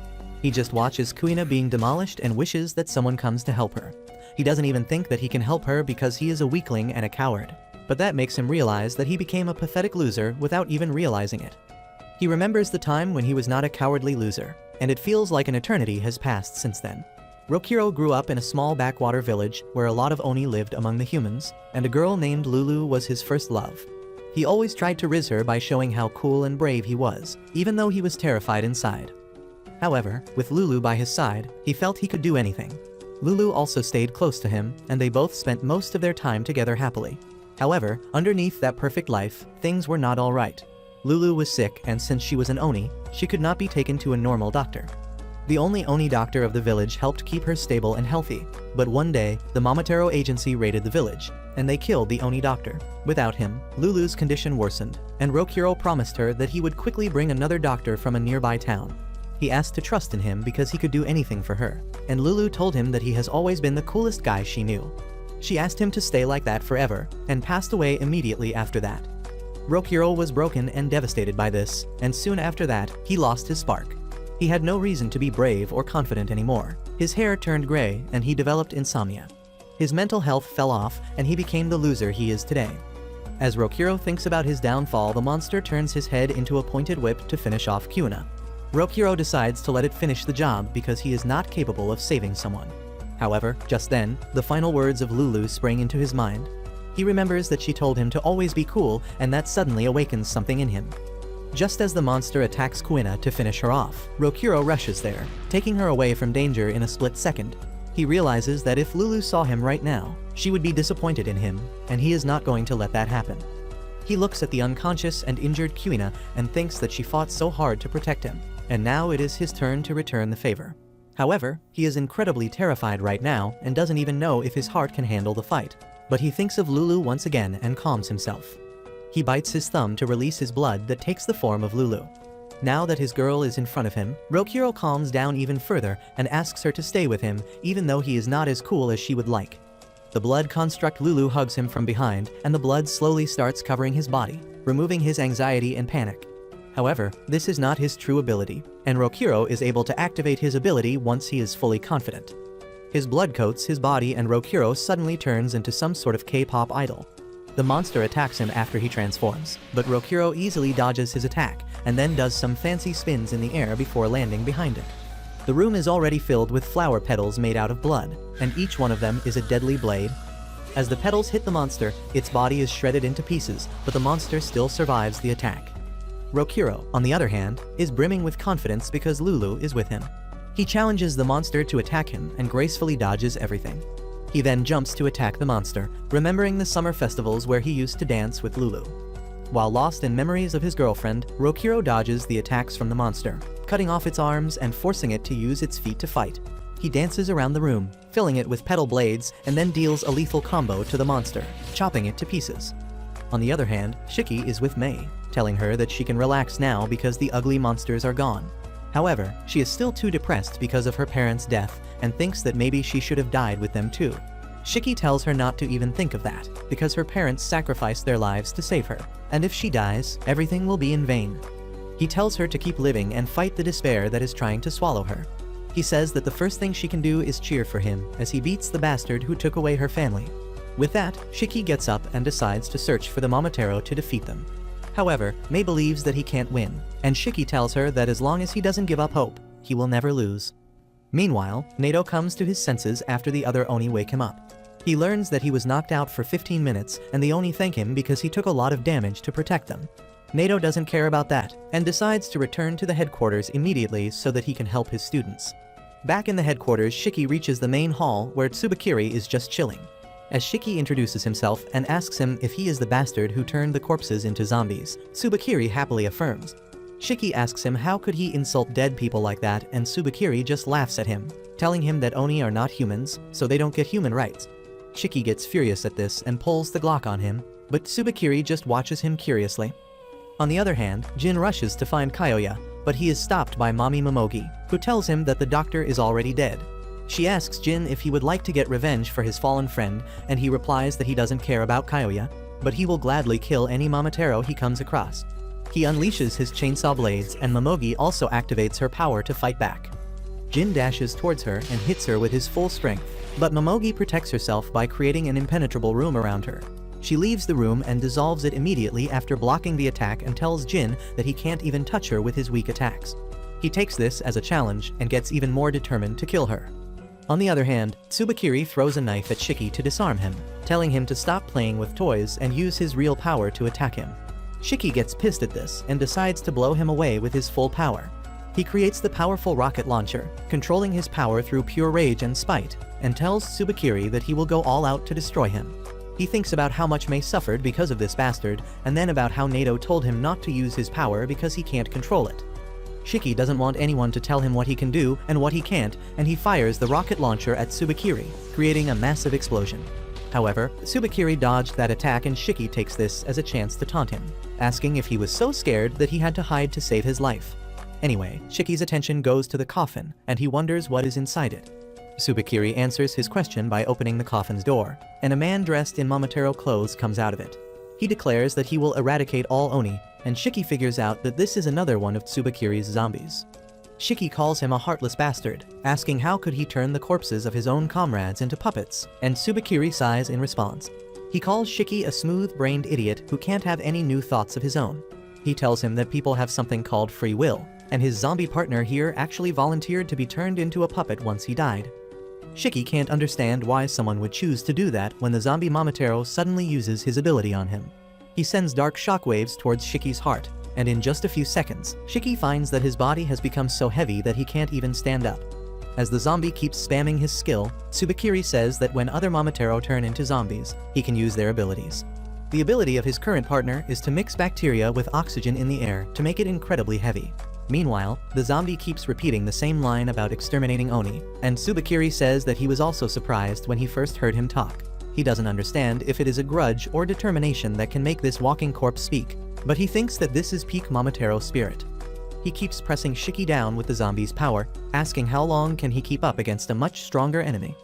On the other hand, the group of Oni with Nato are trying to cut through the black barrier that Momogi has set up all around their headquarters. Their weapons shatter when they hit the wall, and they wonder if they should try other entrances. However, Nato tells them that it will be pointless because the barrier must be everywhere.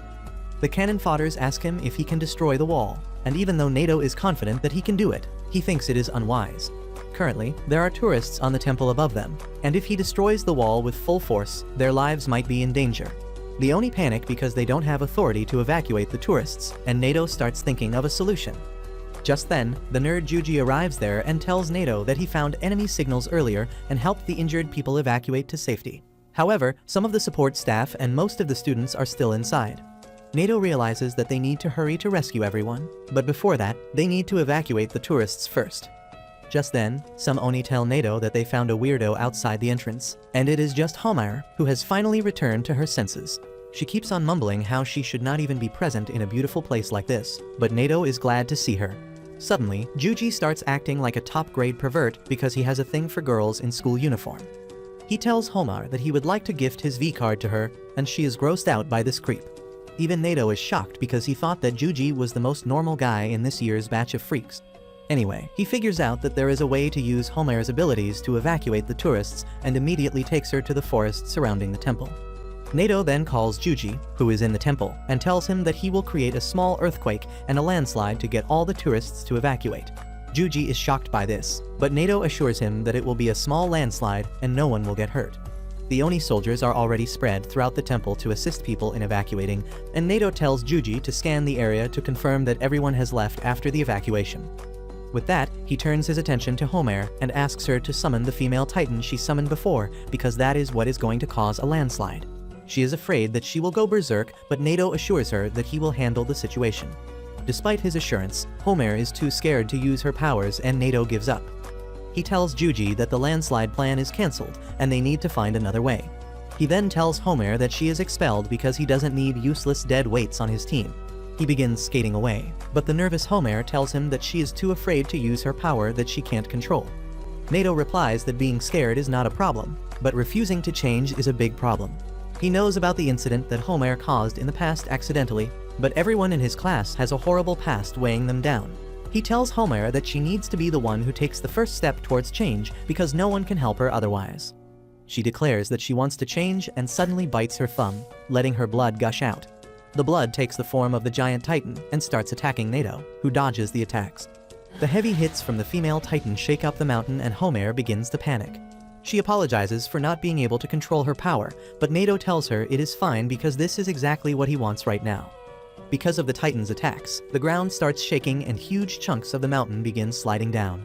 This creates panic among the tourists and the Oni soldiers immediately tell them to evacuate. Once everyone has run away, Juji confirms it using his radar skill and Nato decides to stop playing around with the female titan and knocks out Homer to stop her rampage.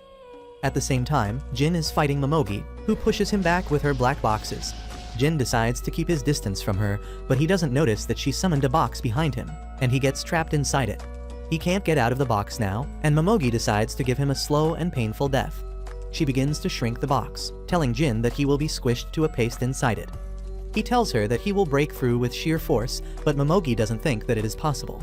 As the box grows even smaller, she says that the brain starts panicking when someone is enclosed in a tight space, and people lose the ability to do anything. She thinks the same will happen to Jin as the box shrinks further, but then suddenly, she hears the sound of a blade hitting the wall. She thinks it is impossible for him to do that in such a closed space, but Jin has more surprises for her. Suddenly, the box cracks, and then it is blown away to pieces as Jin emerges with chainsaws protruding out of his back. He tells Momogi that once upon a time, he slept in the AC duct of an abandoned building. That place was cold, damp, and foul-smelling, and compared to that her box was a Jet 2 holiday. Momogi is pissed at that and decides to finish him with her next attack. But just then, someone throws the severed head of a monster there. It turns out to be the delinquent named Ikari, who is pissed at the Momotaro for thinking that they could kill him with trash like this. Jin tells him to stay back because this is his fight, but Ikari is already determined to take down the Momotaro in front of them. However, as he sees Mommy Momoga's plot, he loses control of himself. He begins lecturing her about wearing decent clothes, but she doesn't really care what men think about her outfit. Ikari then drops his blood on the ground to activate its power, but Momogi decides to trap both the boys in her cage first. Unfortunately for her, Ikari is too fast and agile compared to her attack. He easily moves through her attack and lands a solid kick to her jaw that rattles her. Momogi is shocked because she couldn't predict the attack, but turns out that even Ikari couldn't predict what his power would do. His blood ability gives him a random power depending on how angry he is, and right now, he got a pair of magical red boots that increase his speed and agility. Ikari thinks that he should have been more angry to get a better weapon, but Momogi just thinks that he is a speed-type enemy and she is not good against those. At the same time, outside the barrier, Nato uses his special attack to destroy the barrier. The entire headquarters starts shaking as a result, and he realizes that the building will soon collapse. However, he believes that the lives of their friends trapped inside are much more valuable than the building, and they need to rescue them quickly. Everyone inside the building also feels the tremors and realizes they need to get out quickly. Meanwhile, Nato and his group reach the place where Momogi is fighting Jin and Ikari. Nato tells Momogi that she is trapped now, and after using her powers on a huge scale all this time, she should be out of stamina. He tells her to surrender because she can't run, but Momogi tells him that she is not planning to run anyway. She throws away her dress, wearing only a thin layer of the black bacteria, as she declares that she will kill everyone here. Meanwhile, Tsubakiri also decides to finish his battle with Shiki, but Shiki rolls away from the range of his gravity attack. He summons his rocket launcher again and attacks them, but the zombie manipulates the gravity to block the rocket from even reaching him. Tsubakiri then shows another skill of his zombie partner, compressing oxygen into a small sphere that becomes incredibly heavy thanks to his powers. He then shoots that gravity ball towards him, dealing terrible internal injuries to him. As Shiki groans in pain, Tsubakiri says that he can't believe that he is the son of Kishin, who was once hailed as the strongest Oni general in history. He is disappointed in Shiki, who doesn't even know if he should believe his story. Meanwhile, Mei also feels the tremors and gets scared as debris starts falling from the roof. However, she remembers how Shiki told her not to give in to despair. He had told her to cheer for him if she felt like she really wanted to live, and she decides to find courage by supporting him. At the same time, the Momotaro named Samadare, who killed Shiki's dad, reaches the headquarters of the Momotaro agency. His new vice captain Hina greets him, and immediately starts glazing him because apparently he is a living legend among the Momotaro. However, Samadare doesn't want anything to do with the nerd, and he tells her that he works alone so he doesn't need her. Hina is hurt by his answer, but she shamelessly follows him anyway and begins asking about the headquarters and other stuff because she is from the countryside and this is her first time seeing a city. She suddenly asks about the children of Kishin, which is a topic for gossip among everyone at the agency, and Samadare finds that the only question worth answering. He tells her that a long time ago, the fearsome Oni named Kishin single-handedly brought the Momotaro agency to the brink of destruction. He knocked up a lot of women to spread his genes all over the world, so that more strong Oni could be born after him. Hina finds that odd because if Kishin really was Nick Cannon of the Oni, then there should be a lot of his kids and grandkids flooding the streets. Samadare tells her that only those Oni who have inherited Kishin's power are called children of Kishin, and there are not many of them. However, they are born at certain predictable times. Hina asks him what does he mean by that, and another Momotaro gives her the answer. He says that the children of Kishin pop out when the Momotaro side is heavily dominating the Oni. Hina is taken aback by the delinquent who just appeared in front of her out of nowhere, and he introduces himself as Shinya, the captain of the 21st unit. Hina feels nervous in front of Shinya because he seems really scary, but he is quite talkative as well. He tells her that the war between Momotaro and Oni has been going on for thousands of years, and it is actually because of Kishin and his descendants. When the Momotaro agency was first formed and almost destroyed the Oni community, Kishin was born. Ever since then, whenever they are about to end all Oni, the children of Kishin awaken their power and prolong the war. Shinya keeps cursing the Oni while scoffing at Hina, and then asks her why is it a problem that the Oni can live among the humans now. She gives him the bookish answer that Momotaro are supposed to protect humans from Oni, and if the Oni hide among ordinary humans, innocent people might get caught in the crossfire. Shinya scolds her for being a nerd and says that they have got politicians on their side, who help them clean up the mess even if their identity is exposed or if humans get caught in the crossfire. But it is those nasty politicians that create trouble for them. He says that the politicians have started demanding them to make medicine out of Oni blood among other things, and that pisses him the most. He feels that if Oni didn't hide among the humans, they wouldn't have to deal with those bastards, but Hina asks him if it isn't a good thing that people in power are helping them out. Shinya scoffs at her again, telling her that the politicians are supporting them only so that they are the first ones to be protected if things go south. He mocks Hina for being so clueless about the real nature of the world and then turns to Samadare, telling him that it must be hard for him to get a stupid country bumpkin as his partner. That is not all he wants to say, and he gets up close and personal with Samadare, telling him that maybe he is way past his prime because he lost to Shiki, who is just a brat even though he is a child of Kishin. Shinya taunts Samedare, telling him that the higher-ups put him in the headquarters because they also want him to retire from the field duty and give better candidates a chance. Shinya then walks away, telling Samedare that even if he sticks to his seat, he will rise up the ranks by killing the children of Kishin. Samedare immediately tells him to keep his hands away from Shiki because he wants to kill him personally. Shinya scoffs and says that it will be hard with just one hand left. After he leaves, Hina asks Samedare if there is only one child of Kishin, and he tells her that there are more. At the same time, Tsubakiri tells Shiki that there are always 8 children of Kishin in each generation, and he is one of them. He says that if Shiki's true power as a child of Kishin awaken, he will be a threat to the Momotaro agency, which is why they need to get rid of him. However, he feels that taking him in as a lab rat and studying what makes him special will be even better, which is exactly what he plans to do now. Shiki gets up as the zombie's power loosens its grip around him, and he curses Tsubakiri, telling him that he doesn't care about the legend of Kishin or whatever.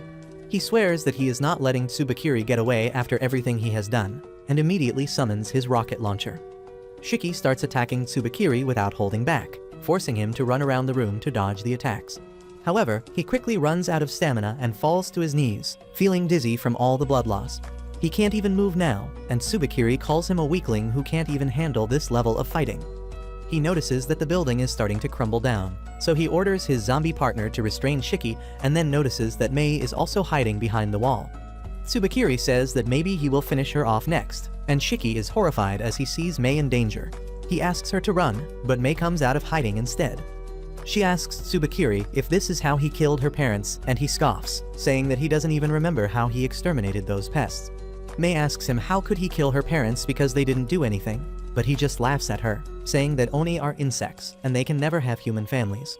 Shiki once again tells Mei to run away, but as he hears her name for a second time, Tsubakiri actually remembers her parents. He tells her that they begged before him to spare her life, and they looked so pathetic that he decided to let her live. However, once he told them that he would kill her later anyway, they were mortified. Mei starts crying as she hears this, but Shiki yells at her that this is not the time to cry. He gets up, telling Mei that they will defeat these bastards first and then cry together later. Tsubakiri laughs on seeing that Shiki is crying and asks how can an Oni even cry. Shiki tells him that he can cry because he has a heart, and if Tsubakiri can't understand that, he is the true demon here. Tsubakiri gets pissed at this and uses the zombie to crush Shiki even further. He then decides to end Mei's life too, and the air around her gradually gets heavier. Shiki panics at this, realizing that he will fail to protect another person at this rate. He pushes his body to its limits, hoping to find some hidden stash of strength that can help him protect Mei. Suddenly, his fingernail is ripped open, and the blood coming out of it erupts into a fire tornado. Tsubakiri is taken aback by this, because this means that Shiki is awakening his power as a child of Kishin. The children of Kishin have a unique element attribute, and Shiki has the flame attribute. Thanks to his newly awakened powers, he cancels the gravity field pressing him down and feels that he still has the energy to fight. Tsubakiri is shocked by this, but he decides to take him down before he can recover. However, the moment he tries to use his powers, a bullet from Shiki tears through his arm and sets it on fire. Tsubakiri panics, thinking that Shiki is really dangerous if he is still so powerful with just a little amount of blood. But just then, Shiki falls on his knees because he can't control the flames surrounding his body. Tsubakiri notices this too, and he immediately presses Shiki down again. He then decides to kill Mei, telling her that her parents were vermin who died pitiful deaths, and she will be like them too. Shiki curses him, asking what the hell did Mei's parents even do to him. He asks if Oni are not even allowed to live peaceful lives, and that reminds Mei of the time she asked the same question to her parents. They told her that everyone is allowed to live a peaceful and happy life, and she starts crying as Shiki says the same thing.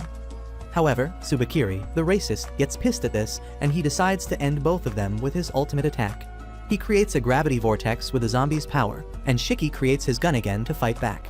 Tsubakiri thinks that he is just bluffing because he doesn't have enough blood left to create ammo, but Shiki is determined to fight till the end to protect Mei's future. Meanwhile, Mei thinks about her parents and how they told her to never give up on her future. She takes a deep breath and cheers on Shiki, and suddenly, the flames surrounding him erupt once again. He gets his power back, and Tsubakiri can't understand how that can happen. However, Shiki is happy that Mei kept her promise to him, and with his recharged power, he shoots a powerful shot at the gravity vortex, tearing it apart. Tsubakiri can just watch it happen, and then the explosion from Shiki's attack hits him head-on, dealing huge damage. As the severely injured Tsubakiri lies on the ground, he regrets underestimating Shiki. He can't believe that he lost to someone who recently awakened his powers, but he realizes that he is too injured to get out of this situation alive. He crawls forward towards his zombie partner Manaka, recalling how they first met. A few years ago, Tsubakiri was just a researcher in the Momotaro agency, and he had no interest in joining the combat forces. He was satisfied with his job of experimenting on the Oni they captured and spent most of his time in his lab. But then one day, Manaka came to recruit him into his team. Tsubakiri immediately hated Manaka's habit of meddling into the lives of others, and he refused his offer. However, his refusal had the same value as I have in my family, and the next day, he was transferred to Manaka's squad because of orders from the higher-ups. Tsubakiri found that Manaka had the aura and charisma of a leader, and he was kind enough to offer prayers for the Oni he killed. Tsubakiri could never understand any of that, because after his parents were killed by an Oni, he slowly lost his emotions. He didn't care that much about his parents anyway, because they were always busy with the agency's work and never gave any time to him. One day, he shared his story with Manaka, who immediately took him to his place and introduced him to his wife and daughter. After that day, Manaka often invited him to have dinner with his family, and slowly Tsubakiri started feeling the warmth of human emotions again. However, he was still confused about why Manaka would keep a family when they could be a liability to him and his job. Manaka told him that his family gave him the motivation to do his best and return home alive, but soon, that would become the cause of his death. One day, Manaka and his team raided an apartment after receiving reports about an Oni, and they found a kid there. Manaka saw his daughter in the boy and couldn't attack him, giving him the chance to flee. However, once the Oni boy reached the streets, he went berserk and killed everyone he saw. Unfortunately, Manaka's wife and daughter were out shopping at the same time, and the berserk Oni attacked them too. Manaka rushed to save them, but he was too late. His wife and daughter lost their lives, and he also suffered fatal injuries while fighting the Oni. In his last moments, Manaka regretted showing compassion to the enemies, and declared that all Oni must be ruthlessly eliminated on spot. He asked Tsubakiri to use his corpse so that he could keep fighting the Oni even after his death. Tsubakiri accepted his request, and by controlling Manaka's corpse, he soon rose to the rank of a squad captain. Even now, he has not given up, and he swears that he will keep fighting with Manaka by his side until they exterminate all Oni. He tries to crawl towards him, but then suddenly, Manaka's body catches fire and Tsubakiri falls unconscious after losing all hope. On the other hand, Shiki can't believe that he won the fight. As he stares at the ceiling dumbfounded, Mei approaches him and suddenly a huge rock falls from the ceiling, falling right next to her. The sound of the rock falling snaps Shiki back to his senses, and he tells Mei that they need to get out of this place immediately.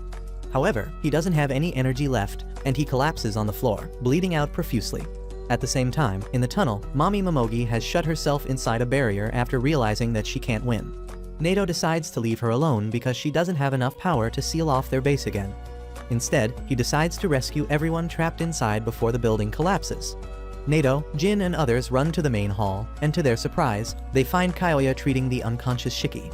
Jin asks him how the hell did he survive, and Kyoya says that he was almost on the verge of death. But he drank some of his blood that got splattered on the roof, that allowed him to stay alive. After hearing this, Nato moves on to deal with Tsubakiri, telling him that he looks pathetic. However, before finishing him off, he asks what he thinks about Shikin's Kijin powers. Tsubakiri replies that Shiki was really strong, but it seemed like he was burning his life force away. Jin gets curious about the whole Kijin business, but Kyoya says he will explain things once they get to safety. Soon after that, Momogi arrives at the hall, and she is horrified to see Tsubakiri dead.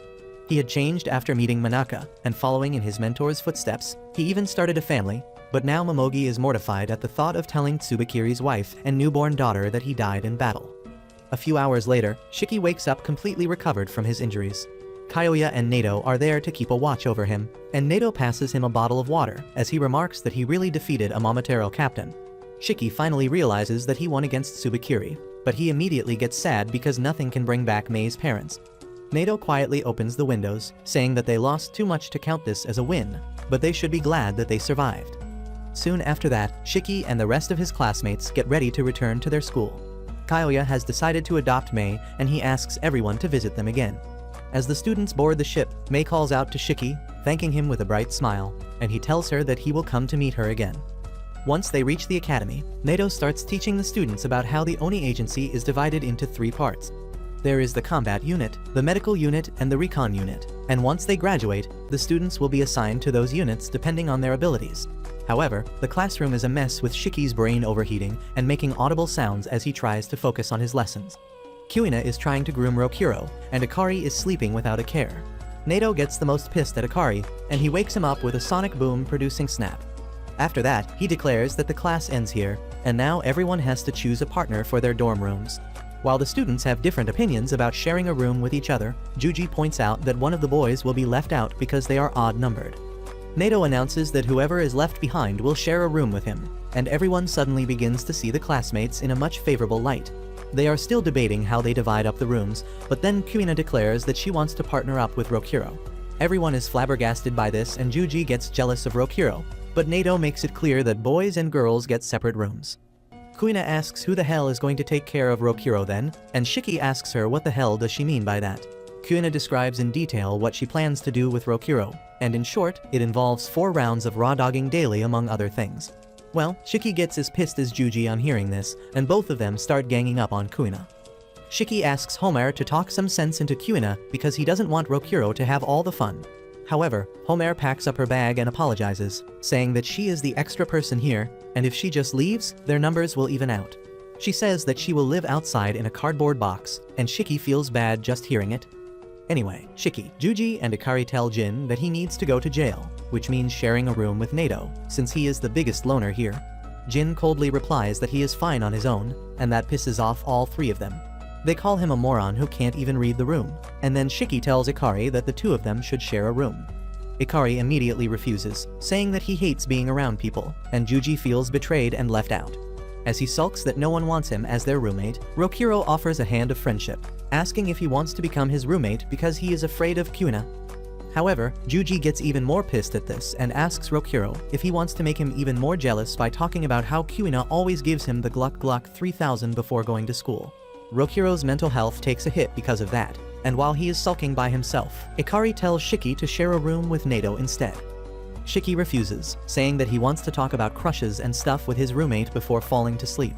He talks about how excited he is to go on a school trip with everyone because he has never been to one before, as he was suspended from middle school and then expelled right as he joined high school. Everyone is surprised to hear that Shiki went to school, and he asks them why are they so surprised. Juji replies that his powers awakened when he was young, so he never got the chance to go to school. The others have similar stories, and Shiki realizes that they were worse off than him. Anyway, Nato tells them to quit wasting time and decide their roommates already, and Shiki says that they should use the rock-paper-scissors-split method to decide who they get to pair with. Everyone agrees with the idea, and as they throw their signs, Juji turns out to be the odd one out. He is devastated because he now gets to share a room with Nato. On the other hand, Shiki is feeling lucky that he avoided Nato, but then he finds that his partner is Jin, and honestly, that is not much better for him. He is disappointed because Jin is the least fun person in the group, but Jin, on the other hand, is curious about Shiki. Before returning to the academy, he talked with Kyoya about Shiki and learned the details about Kishin's children. He is a bit salty about it now and tells Shiki not to get overconfident just because he is born with special powers. After that, the classroom becomes as chaotic as ever, and Shiki starts thinking about Mei. He wonders how she is doing and hopes that she is working hard for a future where she can be safe and happy. At the same time, in the Momotaro agency headquarters, the delinquent named Shinya is also on the move. He thinks that if he takes down Shiki, who defeated Tsubakiri, he will score a lot of points and get promoted to a squad captain. He tells his team to get ready because they are departing immediately, and they tell him that they don't have permission to go off on their own. However, Shinya doesn't care about that because as long as he gets results, the higher-ups won't complain about his methods. A couple days later, Shiki and his classmates are enjoying a hot public bath after another harsh day at school. While Shiki whines and about Nato being a demon teacher, Jin walks away because he is done bathing. Hikari also takes his leave because he is tired of Shiki's yapping, but at least Juji agrees with him. Rokuro, on the other hand, knows that Kuina will be waiting for him outside to spoil him rotten, and though it is any man's dream, this wimp is terrified of that idea. Juji and Shiki think that he is just bragging, but as Rokuro assures them that he is terrified of caring and dominating mommies, they hear Kuina's voice as she tries to enter the boys' bath to be with Rokuro. The 3 boys have different reactions to this situation, but as the door opens, they find Nato there instead of Kuina, who is being restrained by the other boys. Nato tells everyone that they are going to conduct an emergency evacuation drill and everyone has to gather in the gym in 10 minutes. Well, Shiki reaches there late and begins telling Nato that it is his fault to disturb him when he was relaxing. Nato isn't having any of his bull and asks him if he would like to train in the storm raging outside if he has a problem with the evacuation drill, and Shiki immediately changes his stance. Anyway, Nato begins his lecture, telling the students that if they can't act as a team and take swift actions during emergencies, their chances of survival go drastically down. He says that this exercise is to train them to work in a team and then points towards the supplies kept in the corner of the hall. He tells them to stay inside the gym until further notice while he leaves to patrol the campus. Everyone is relieved when Nato finally leaves them, but now they have no idea what to do. Jin is the first one to notice a pot among the supplies and Shiki says that it might have a bomb inside. He points his finger gun at it, saying that the best way to dispose of a bomb is to shoot it from a distance. But Akari and Homer tell him to stop because even a monkey can tell that the pot has their dinner. Shiki laughs, telling them that he was just joking, but Akari gets mad at him and calls him an idiot sandwich. Shiki gets into an argument with him, but that ends pretty quickly as Homer begins to apologize for offending him. Anyway, while they fight, Kuina decides to get some food for her dear Rokuro, and she finds that it is their staple curry and rice. As everyone sits down to eat, Shiki starts acting fussy and asks if anyone wants his bean sprouts because he hates any food that looks green. Homer tells him not to be a picky eater, and even though she loves stir-fried bean sprouts, she doesn't love them enough to accept someone's leftovers. Just then, Shiki notices Akari near the pot because he finished his first serving, and he immediately swallows all his food in 3 gulps before rushing to get a second serving. Jin watches them from a distance, and even though he wants to rush to get another serving as well, he can't eat fast because he finds it hard to tolerate spices. He doesn't want anyone to think that he is a wimp, so he just eats at a slow pace. On the other hand, Kuina asks Rokuro if he wants another serving as well, and he replies that he is full, and if he eats too much, he gets nauseous. He is low-key jealous of the morons who can eat all they want, but he is also glad that they have got pudding along with the curry. He tells Kuina how much he loves pudding, but this retard gets jealous at this and asks him if he loves pudding more than he loves her. Rokuro doesn't even know what to say as Kuina starts shaking him, but then she decides to make pudding for him later, and he thanks her for that. This suddenly changes Kuina's mood, and she tells Rokuro that he can have her pudding too. Anyway, once everyone is done eating their dinner and dessert, Homer finds that 1 pack of pudding is left. She asks if anyone missed theirs, but everyone has had their share of pudding. She then asks if anyone wants the extra pack and Jin decides to stop acting tough and raises his hand. However, Shiki swipes off the pudding from Homer's hand instantly. Jin puts down his hand in frustration, but Shiki sees it just in time. He tells Jin to stop hesitating if he is hungry and offers him the final plate of curry he was saving for later. But his genuine gesture only pisses off Jin. At the same time, Nato is inspecting all the rooms one by one as a part of the emergency evacuation drill. Just then, the green messenger pig of the academy comes there and Nato picks up the phone to find the principal on the other side. The principal tells him that he doesn't need to stick to the rules of the emergency drill, because they both know that there is no real danger on the campus. He tells Nato to go and spend some quality time with his students, but then realizes that the students would be more comfortable without him there.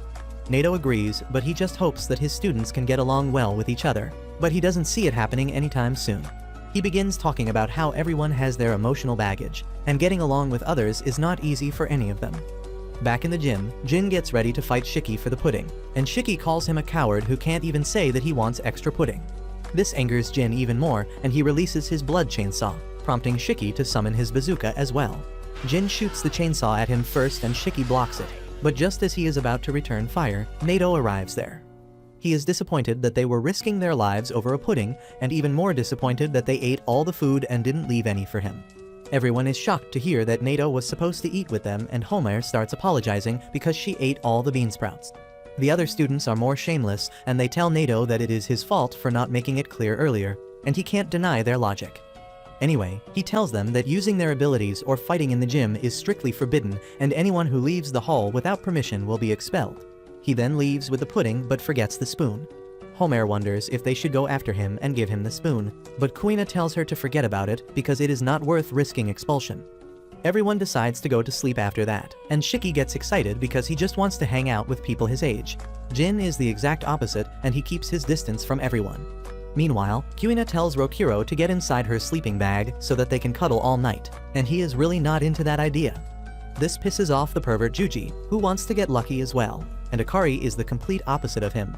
He is mentally an old-fashioned dude who thinks that boys and girls should start dating only after the age of 20, and he doesn't even like the idea that they are all sleeping together. He immediately uses a curtain to divide the hall into 2 parts to separate the boys and the girls, but Shiki is still having fun as this is like a school trip for him.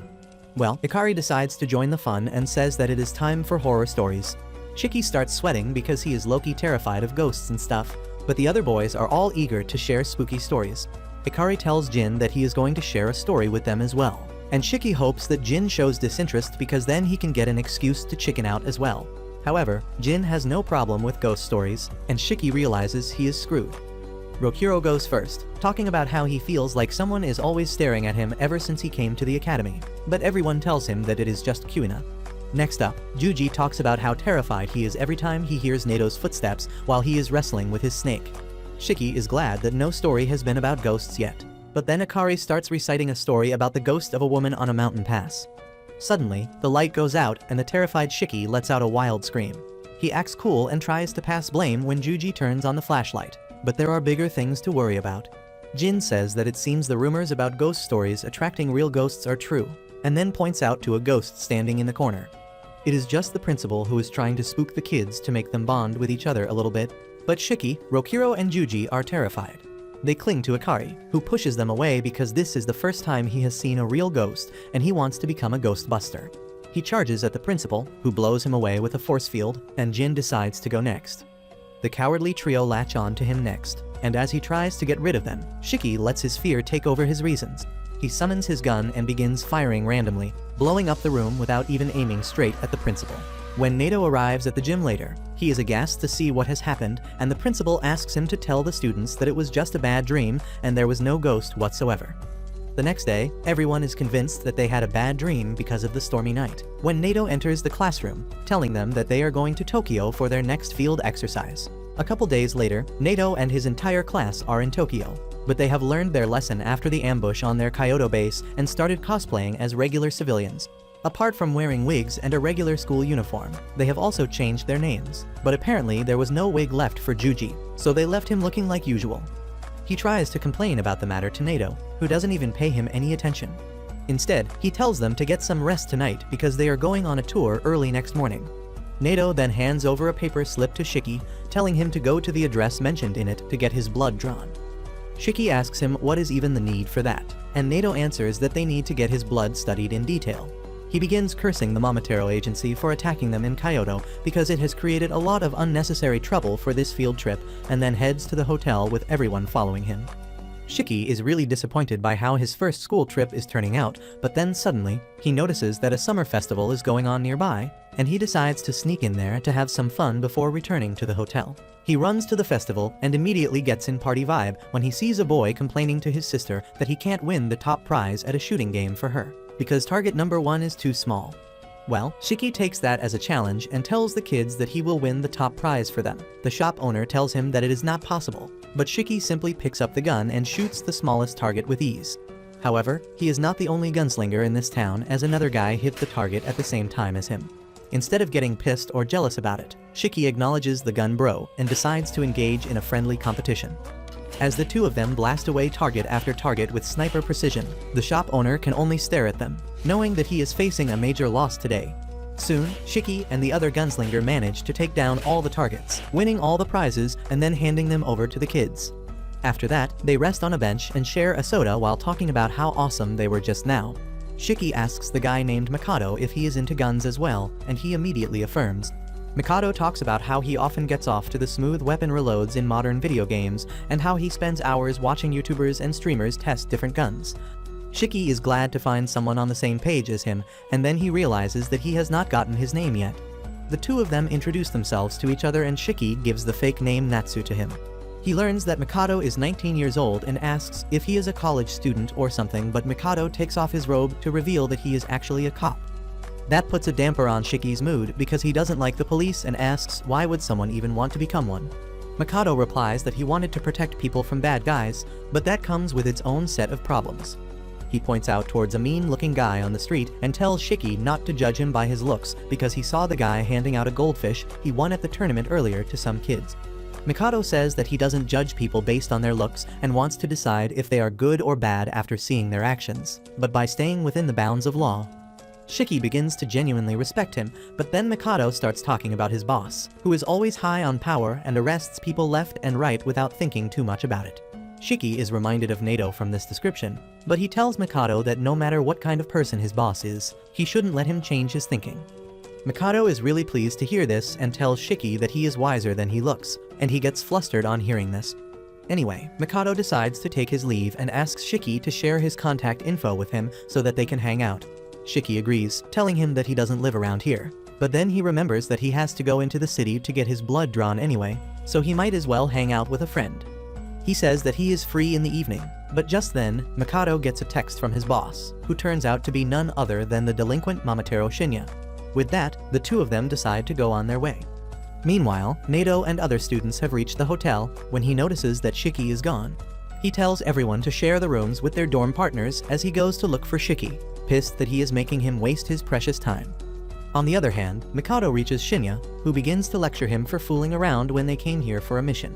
He reminds Mikado that they dressed as cops to look for Shiki and not to attend festivals, and tells him to act like a vice captain.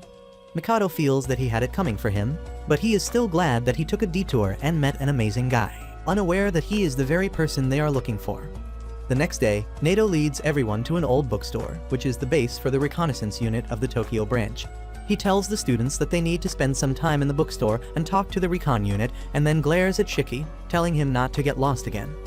Once they reach inside the bookstore, Nato picks up a few books and takes them to the clerk, who is an agent of the recon unit, and he already knew that Nato and his group were going to visit him today. After that, the clerk starts talking with the students, telling them to keep browsing books while he talks so that they don't create any suspicion. Shiki complains that he is disappointed by this place because he thought it would be high-tech like Kyoto. The clerk replies that Kyoto is a special case because it has a long history as a base for the Oni agency, and it also covers a large area. As compared to that, their base is at the outskirts of Tokyo, and most of their agents are on recon missions at all times, so this tiny bookstore is good enough for them.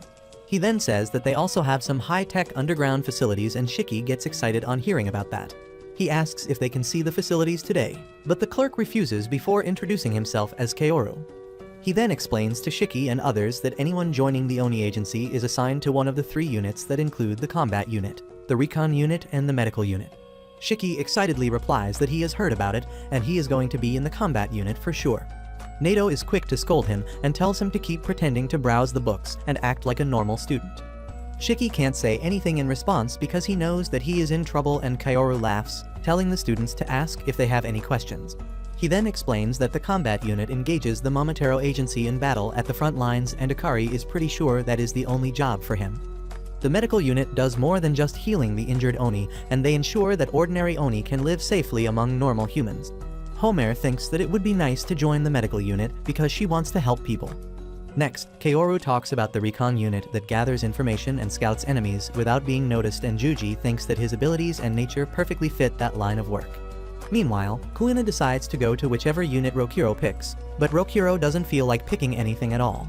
Suddenly, Juji asks Kaoru if they should keep notes because they are learning a lot of new things today, and Kaoru replies with a question, asking if he will be able to take notes in front of the enemy.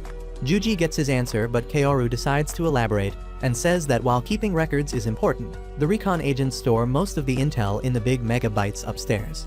He says that this is really helpful in life or death situations. After that, he explains the reason he refused to show them their secret facilities, stating that if any of them was captured by the Momotaro agency, they could easily learn their secrets. Shiki calls it a skill issue and declares that no matter how much they tortured him, he would never spill a single thing. Kaoru calls him a brave big boy for thinking like that, but then asks him not to underestimate the Momotaro agents. Homer timidly asks if the Momotaro can have mind-reading powers, and Kaoru can't deny the possibility of that happening. He says that all Momotaro have unique abilities, and some special ones keep their abilities a secret even from their teammates. He says that even if they don't have the ability to read minds, the Momotaro are ruthless, and they have more ways to extract information that could be used to destroy the Oni agency. After that, everyone heads out and Shiki starts behaving awkwardly. He grows more anxious as time passes, and Juji tells him to calm down because he is looking suspicious right now. As Shiki tries to calm down and act normal, he becomes even more awkward and trips on an uneven tile. Jin uses this chance to stomp on his hand, and Shiki is furious at him, but Nato tells him to stop acting like a clown. Shiki nervously glances at the security cameras all around them, and everyone else is also a bit nervous about them. Nato tells them that they have got the right to be nervous because most of the security cameras in the city are linked to the Momotaro agency.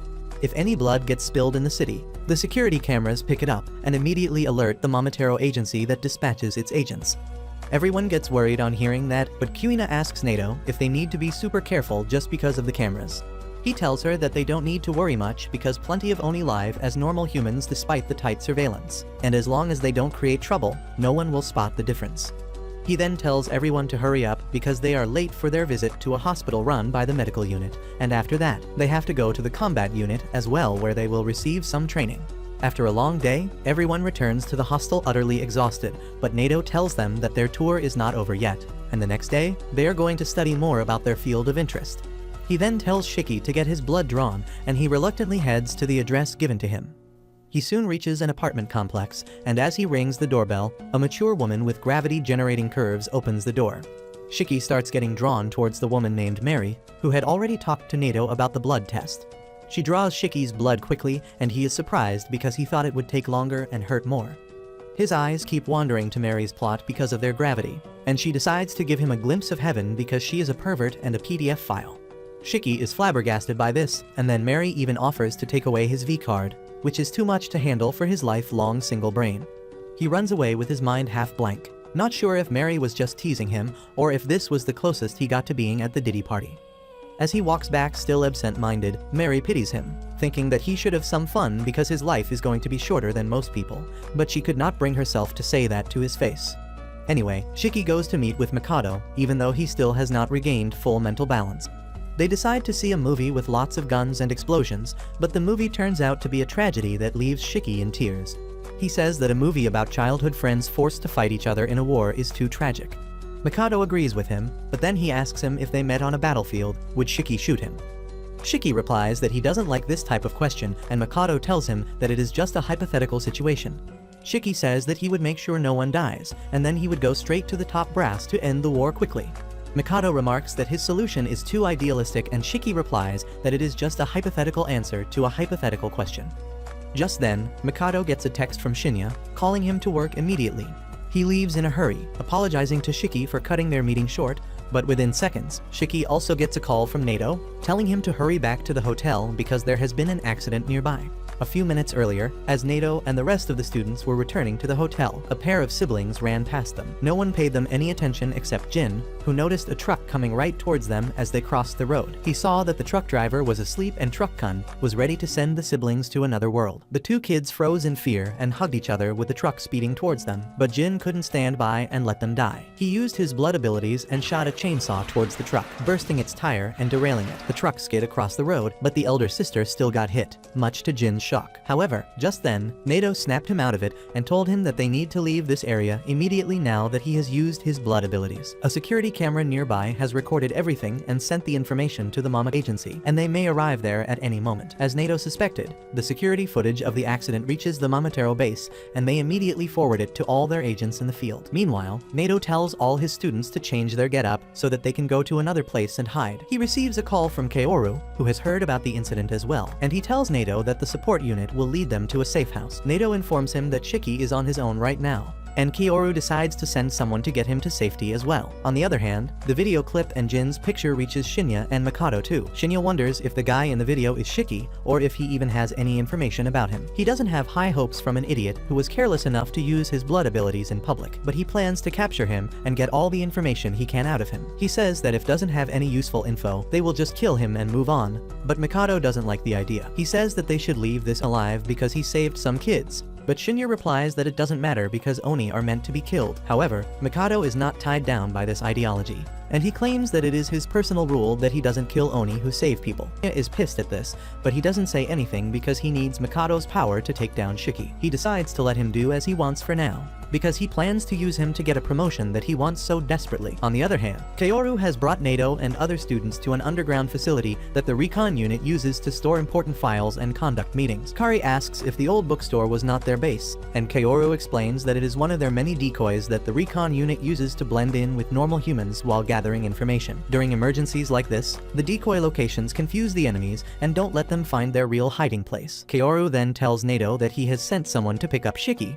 and asks what does he plan to do next. Nato replies that they will immediately return to the academy, and Kaoru leaves to prepare rooms for them to rest till then. Rook is relieved that they are going back to safety, but Ik is furious that their trip got cut short so quickly. The members of the recon squad, however, are pissed at the brats who created trouble for all of them by using their powers in public. Kari is ready to throw hands with anyone if they dare to say the same thing to his face, but Jin stays silent, thinking about his actions. Just then, Kaoru returns with Shiki, who immediately asks what the hell is going on here. He is really surprised when he learns that Jin saved 2 kids and starts praising him. He says that he feared something big had happened when he heard there was an accident, but it turns out that Jin just helped someone. However, Shiki doesn't understand why everyone looks so irritated when they should be praising Jin. Kaoru is impressed at how dense Shiki can be, but he gives him props for speaking out his mind clearly. After that, Nato tells Jin that what he did wasn't wrong, but it wasn't right either because it put all of them in danger. He tells him to work on his physical abilities and save people without using his blood the next time. Nato leaves with that, and Shiki begins poking Jin, saying that he never thought a heartless bastard like him could save someone. However, Jin starts sulking, saying that he couldn't save her again. Shiki is curious about that, but just then, Nato tells them that their rooms are ready, and they should get some rest till the sun rises. Once inside his room, Jin gets depressed thinking about how he failed to save the elder sister even after using his powers. At the same time, in another part of the city, a low-budget Diddy is throwing a party when Shinya arrives there. The Diddy from Temu asks him to join the fun, but Shinya declines, saying he is here to do some business. He orders Temu Diddy to kick out the girls immediately, and when he tries to argue about that, she pours an icy drink on his head, telling him not to forget who allowed his gang to rise to the top and enjoy this luxury. Diddy craps his pants on seeing that Shinya is angry, and he immediately sends all the girls out, leaving only his lackeys in the room. Shinya then shows him the picture of Jin and tells him to find him before the night ends. However, before the gangsters go out on their mission, Shinya decides to enjoy a good time with them. He opens a bottle of expensive alcohol to celebrate his promotion in advance. The gangsters party with Shinya before heading out, but the newer members are curious about him. Even the gang veterans don't know much about him, but they can tell the newbies that Shinya is the reason their small-time gang was able to become so successful. He feels there is a strange intensity in Shinya's eyes,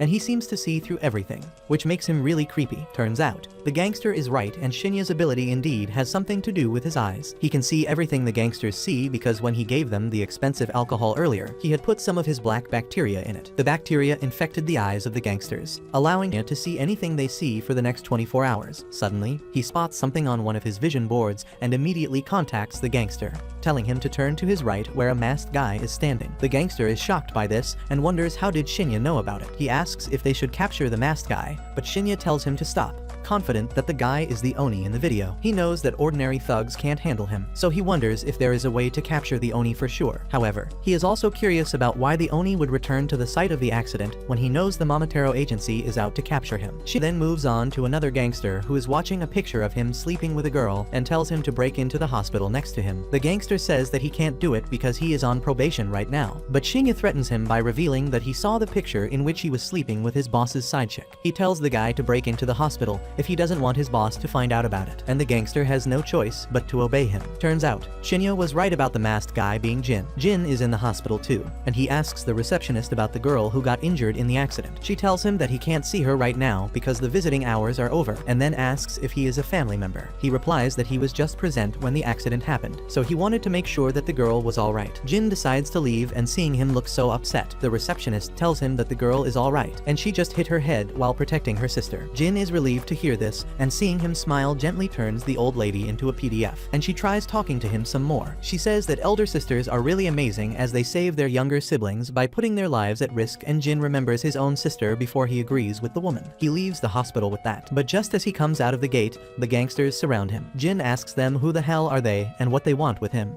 and Temu Diddy replies that he has no idea about him at all, but they were sent here to bring him along. He tells Jin to get into their car that is waiting for him, but he refuses. Diddy gets pissed at this and shows him the live video of one of his henchmen threatening the injured girl with a knife. Jin is stunned to see this and fearing that the girl may really lose her life at this rate. He agrees to get in the car with the gangsters, with his hands tied using ziplocks. Soon, the gangsters reach their bar and send Jin to the torture room where Shinya has been eagerly waiting for him. He ties him up to a chair and asks if he was among the Oni that were present in Kyoto alongside Shiki. Well, he just wanted to hear Jin talk. because he already has confirmation about his identity thanks to Mommy Momo. He has heard about the blonde Frankenstein who has been stitched all over, and now he is confident that Shiki must be in this city. As he laughs about his good luck, Jin tells him to bother someone else because he is not going to give him any answers. However, Shinya knows his weakness, and he asks if he is worried about the injured girl. Jin reacts to his taunt and asks since when did the mom agency begin to employ low-level thugs. She claims that he doesn't know what he is talking about, and then resumes the conversation about the injured girl. He says that she might be in danger because the world is full of sick monsters, and Jin asks him if he is really going to harm civilians to get him to talk. Shinya laughs, saying that he isn't going to do anything but someone else might. He asks Jin if he wants the girl to stay safe, and he gets increasingly flustered. A few seconds later, Shinya opens the door of his torture room and tells Diddy to watch over Jin while he steps out for a bit. Jin asks him where the hell is he going, and Shinya just teases him before closing the door. However, he knows that the situation is not favorable for him right now. He doesn't have much combat strength on his own, and even with Mikado, he won't be able to deal with both Shiki and Nato at once. He immediately calls Mikado, telling him that they need to meet up at once. On the other hand, Nato finds an apology note from Jin, who has gone missing over an hour ago. Everyone is pissed by him acting on his own, but then Shiki mentions that he was acting a bit weird. Nato and Kaoru decide to assume the worst case scenario and act accordingly because the Mama agency might be on the move already. The rest of the in the base are really worried on hearing that the Mama are active, and the students don't understand why they are so uneasy. He asks Kaoru if the Taro in this region are really that dangerous, and he replies that the Mama Taro in charge of this region is one of the most unhinged guys he has ever heard of. Meanwhile, Mikado and Shinya go to the base of the Mamatero agency, where other fighters have gathered. Among them is Tsukayomi, the captain of the 20th squad, who is busy making a card tower, and his vice captain Osaku, who is pissed at the captain for being so chill all the time. He tells the captain to quit wasting his time on making the card tower, but Tsukayomi says that his favorite fortune teller has written that if he can make a 10-story card tower, he will achieve true happiness. He says that the fortune teller's predictions are never wrong, and she even predicted that they will have some surprise guests today. Tsukayomi asks them what do they want, and Mikado also wants to know the answer to that question. However, Shinya says that he is here with an offer they can't refuse. Well, Osaku doesn't even want to hear his offer, because he is pissed that Shinya came to their turf without an invitation and is trying to do whatever he pleases. Well, Mikado realizes that both Shinya and Osaku are the same, and that is why they don't get along well. Anyway, Osaku turns to his captain to ask what they need to do with them, and he picks up the fortune-telling book to decide their fate. Osaku is really irritated by him right now, but Tsukayomi reads the book and says that the prophecy reads that the first step to the next stage is here. Tsukayomi doesn't understand what that means, but he thinks that he should hear Shinya out before deciding the meaning of the prophecy. Shinya confidently tells him that he has found a link to a child of Kishin, and everyone in the room is suddenly interested in what he has to say now. Shinya tells me and Osaku that they are going to take down Kishin's child, but for that, he needs their help. Osaku gets enraged on hearing this, and his dark bacteria drown out the light in the room. He menacingly asks Shinya to give him a good reason to help him score points on their turf, because if he can't do that, he will end him right here and now. Tsukayomi tells his vice captain to calm down because fighting with other agents is not a good thing. He then asks Shinya why does he even need help, because even if he is facing off against a child of Kishin, he has Mikado with him, and he is strong enough to deal with that. Tsukayomi holds Mikado in high regards, saying that his skill is proven by the fact that he was made a vice captain at his age. Mikado acts humble, saying that he is not all that, and on top of that, he is not really interested in conflict. He claims that sometimes he doesn't want to fight at all, and he is still trying to accept the fact that they are going after a child of Kishin. His humble behavior pisses off Osaku, who says that killing Oni is the greatest form of fun they can have, and Shinya says he is going to let him have the most fun he can have in exchange of helping them take down Shiki. He tells Osaku that he gets to fight Nato in exchange for helping them, and he is suddenly interested in the offer. On the other hand, all the students are ready to depart for the academy at a moment's notice, but they can't leave because Jin is still out there. Nato wonders what they should do to find him, and Kaoru suggests he take help from the combat unit stationed here. However, Masa, the captain of the combat unit, arrives there just then, and he refuses to mobilize his soldiers to find Jin. He points out that Jin left a note, saying that he took this decision on his own, and now whatever happens to him, he will be the only one responsible for it. Shiki gets furious on hearing this and asks if Masumi is going to let one of their own face mortal danger. And the guy who looks like he doesn't know what sleep is replies that anyone stupid enough to act on his own can die on his own. He then greets Nato, saying that he has really changed because he wouldn't have expected someone like him to babysit these brats. Nato tries to negotiate with him to send out the battle unit, and Masumi reveals the reasons behind it. He starts by addressing the things that the investigation unit has found out. He says that they have found that a student got kidnapped and civilians were involved in the case, But the culprit behind the kidnapping was not the Momotaro agency. Shiki can't believe that Jin was done in by some regular dudes, and Masumi explains that he was kidnapped by some small-time thugs using some pretty basic methods. However, seeing how they managed to hide him perfectly, they must be backed up by a Momotaro. Masumi knows that no matter what they are going to do, the Momotaro assigned to the Nerima region never involve civilians in the matter, which means the one backing the gangsters is from another faction. Nato understands the situation now and says that if they recklessly send out the battle unit, they may face heavy losses because they don't know how many enemies they are facing. Shiki's peanut brain, on the other hand, finds it really hard to understand, so Kaoru explains it to him in easy terms. He says that if they send out their battle unit to rescue Jin, the Momot from Nerima might attack their base. Even worse, the Momot might outnumber them in the battlefield and kill their soldiers, which would cause great danger to the rest of the Oni living in the area. Juji suggests that they can call in backup from another area as well, but Masumi reminds him that this will leave their area weak defensively, so that is not an option either. Masumi says that unlike the Momotaro agency, they are always short on people, so they can't make moves like that. However, he thinks they are not at a great disadvantage this time, because they have Nato on their side, and he used to be an elite from Tokyo's battle unit. Masumi takes a trip down the memory lane, saying that he can remember that time like it was just yesterday. Nato massacred 100 Momot and made their blood rain on a single night, and Masumi can never forget the chills he got on that day. Everyone is impressed on learning that their teacher was a badass back in the day, but me says that it is a thing of the past, and now he has given up fighting to look after brats. Nato doesn't care about any of that, and he simply asks him if he has done some research on the gang that kidnapped Jin. Ma replies that he has already found the location of the gang, and now they just need to go in and rescue Jin. Shiki is impressed that despite not willing to send his troops, Ma is helping them out greatly, and he apologizes for lashing out on him earlier. Ma doesn't even take him seriously, and he tells Nato that he and Kaoru will infiltrate the place. Shiki and Akari volunteer to come along as well, but Masumi tells them that they can't even handle guard duty, so they should forget about going to active battle zones. However, Nato tells him that it is fine if the two boys come along. Masumi thinks that he is joking, but Nato has faith in the abilities of his students, and he believes that real-life experiences will be more efficient in training them. Masumi doesn't give a shit about that, and says the boys are not going anywhere. But just then, Juji says he can help the recon unit by moving out first. Asks if he is trying to join the recon unit, and he affirms, saying that his ability is not good for fighting, so he can only help with this. Masumi gets triggered on hearing this and grabs his collar, asking him if he is mocking the recon unit. He tells him that not being able to fight is not a reason to join the recon team, because they are the first ones to enter the dangerous territory. While they usually drop out before the real fighting starts, sometimes the backup is too late and they are captured by the enemies. If they are lucky, they die on the spot.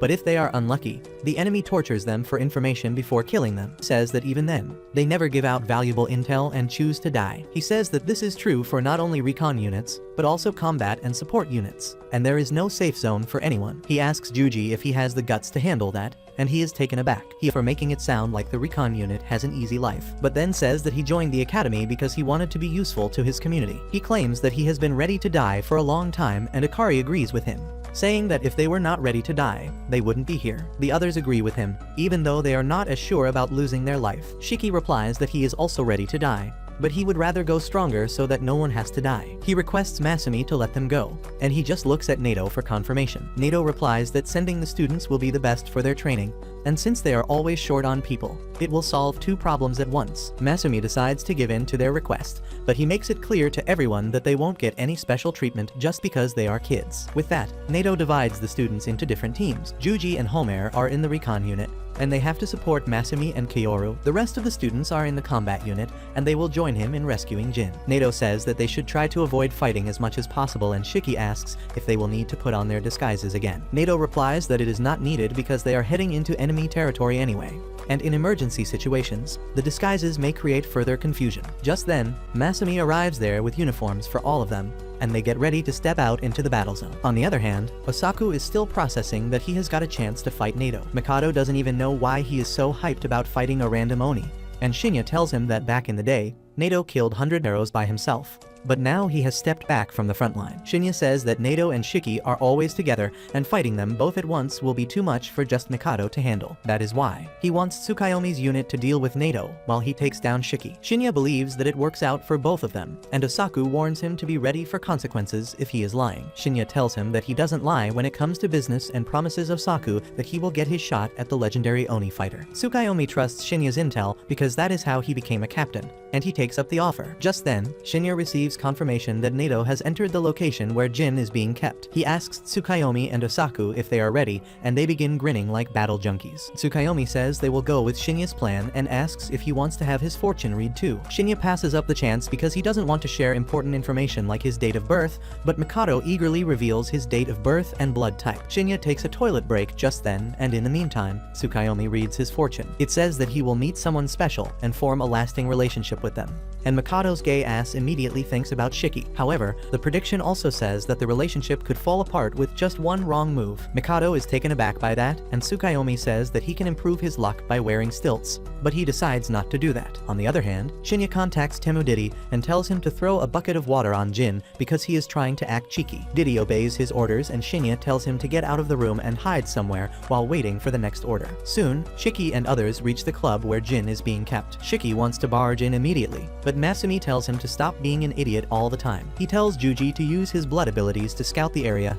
and he immediately gets on that. Surprisingly, he can't get an accurate reading of the building, but Masumi was expecting that. He tells Juji that his power has some serious drawbacks. First of all, he can't move while using it. And secondly, his power can't accurately locate people in a multi-storied building. Masumi tells him that he needs to work on his skills, and this is the perfect chance for him to learn from professionals. He tells Kaoru to figure out how many people are there in the building, and he immediately puts a few drops of blood in a tiny bottle. Juji asks how does it even work, and Kaoru explains that when he shakes the bottle, the echo he gets tells him how many people are nearby, as well as their accurate position. He can also study the layout of the buildings around him, and says that this is basically like the echolocation technique that bats and dolphins use. Kaoru says that his power gives him a really simplified view of the surroundings, and anyone can use it. Shiki immediately jumps at the chance and tells Kaoru to let him try it. As he violently shakes the bottle, Kaoru tells everyone that while anyone can use his echolocation sense, it can overload their brain with information. And that is exactly what happens with Shiki. He throws up because he can't handle all the information in his brain that is smoother than an iPhone 17 screen. Kaoru knew this would happen and says that people with high EQ can handle his ability the best. Juji gives it a try because he is confident about his intelligence, but even he ends up puking. Masumi tells the kids to stop playing around and asks Kaoru what he found out. Kaoru replies that he could only sense Jin in the basement of the building and there are no Momotaro around him. Matt wonders if they ran away, and he decides to find it out himself. He bites his thumb and licks his blood, suddenly turning invisible. Shiki freaks out on seeing this, but Juji is depressed because he now realizes that he is far behind Masumi and Kaoru. Nato sees him struggling with his emotions and he reaches out to him. Juji talks about how he feels useless and weak right now, and Nato tells him that he will get better with practice. He reveals that when Masumi first awakened his powers, he could only be invisible for 30 seconds, but after training like his life depended on it, he was able to extend that duration to 10 minutes. Juji finds it really hard to believe, and Nato tells him that he can also become really outstanding like Masumi and Kaoru if he works hard enough. Meanwhile, Masumi reaches the club and finds that it is locked. He easily opens the lock and finds that the club is completely empty, and there are no traps anywhere. He figures out that the thugs left the place in a hurry, and that gives him a feeling that something is wrong. Despite that, he keeps going ahead until he reaches the room where Jin is being held. Masumi finds that he can't open the door to the room, so he simply talks to Jin, asking if there are any traps inside. After being convinced that Masumi is not an enemy, Jin reveals that there are no traps, and Masumi soon brings the battle unit with him. Shiki wonders how they can open the door, but Ikari tells him to leave it to him. He gets frustrated that he came here to fight, but the only thing in his way is a big door, so his anger manifests as Wolverine's claws.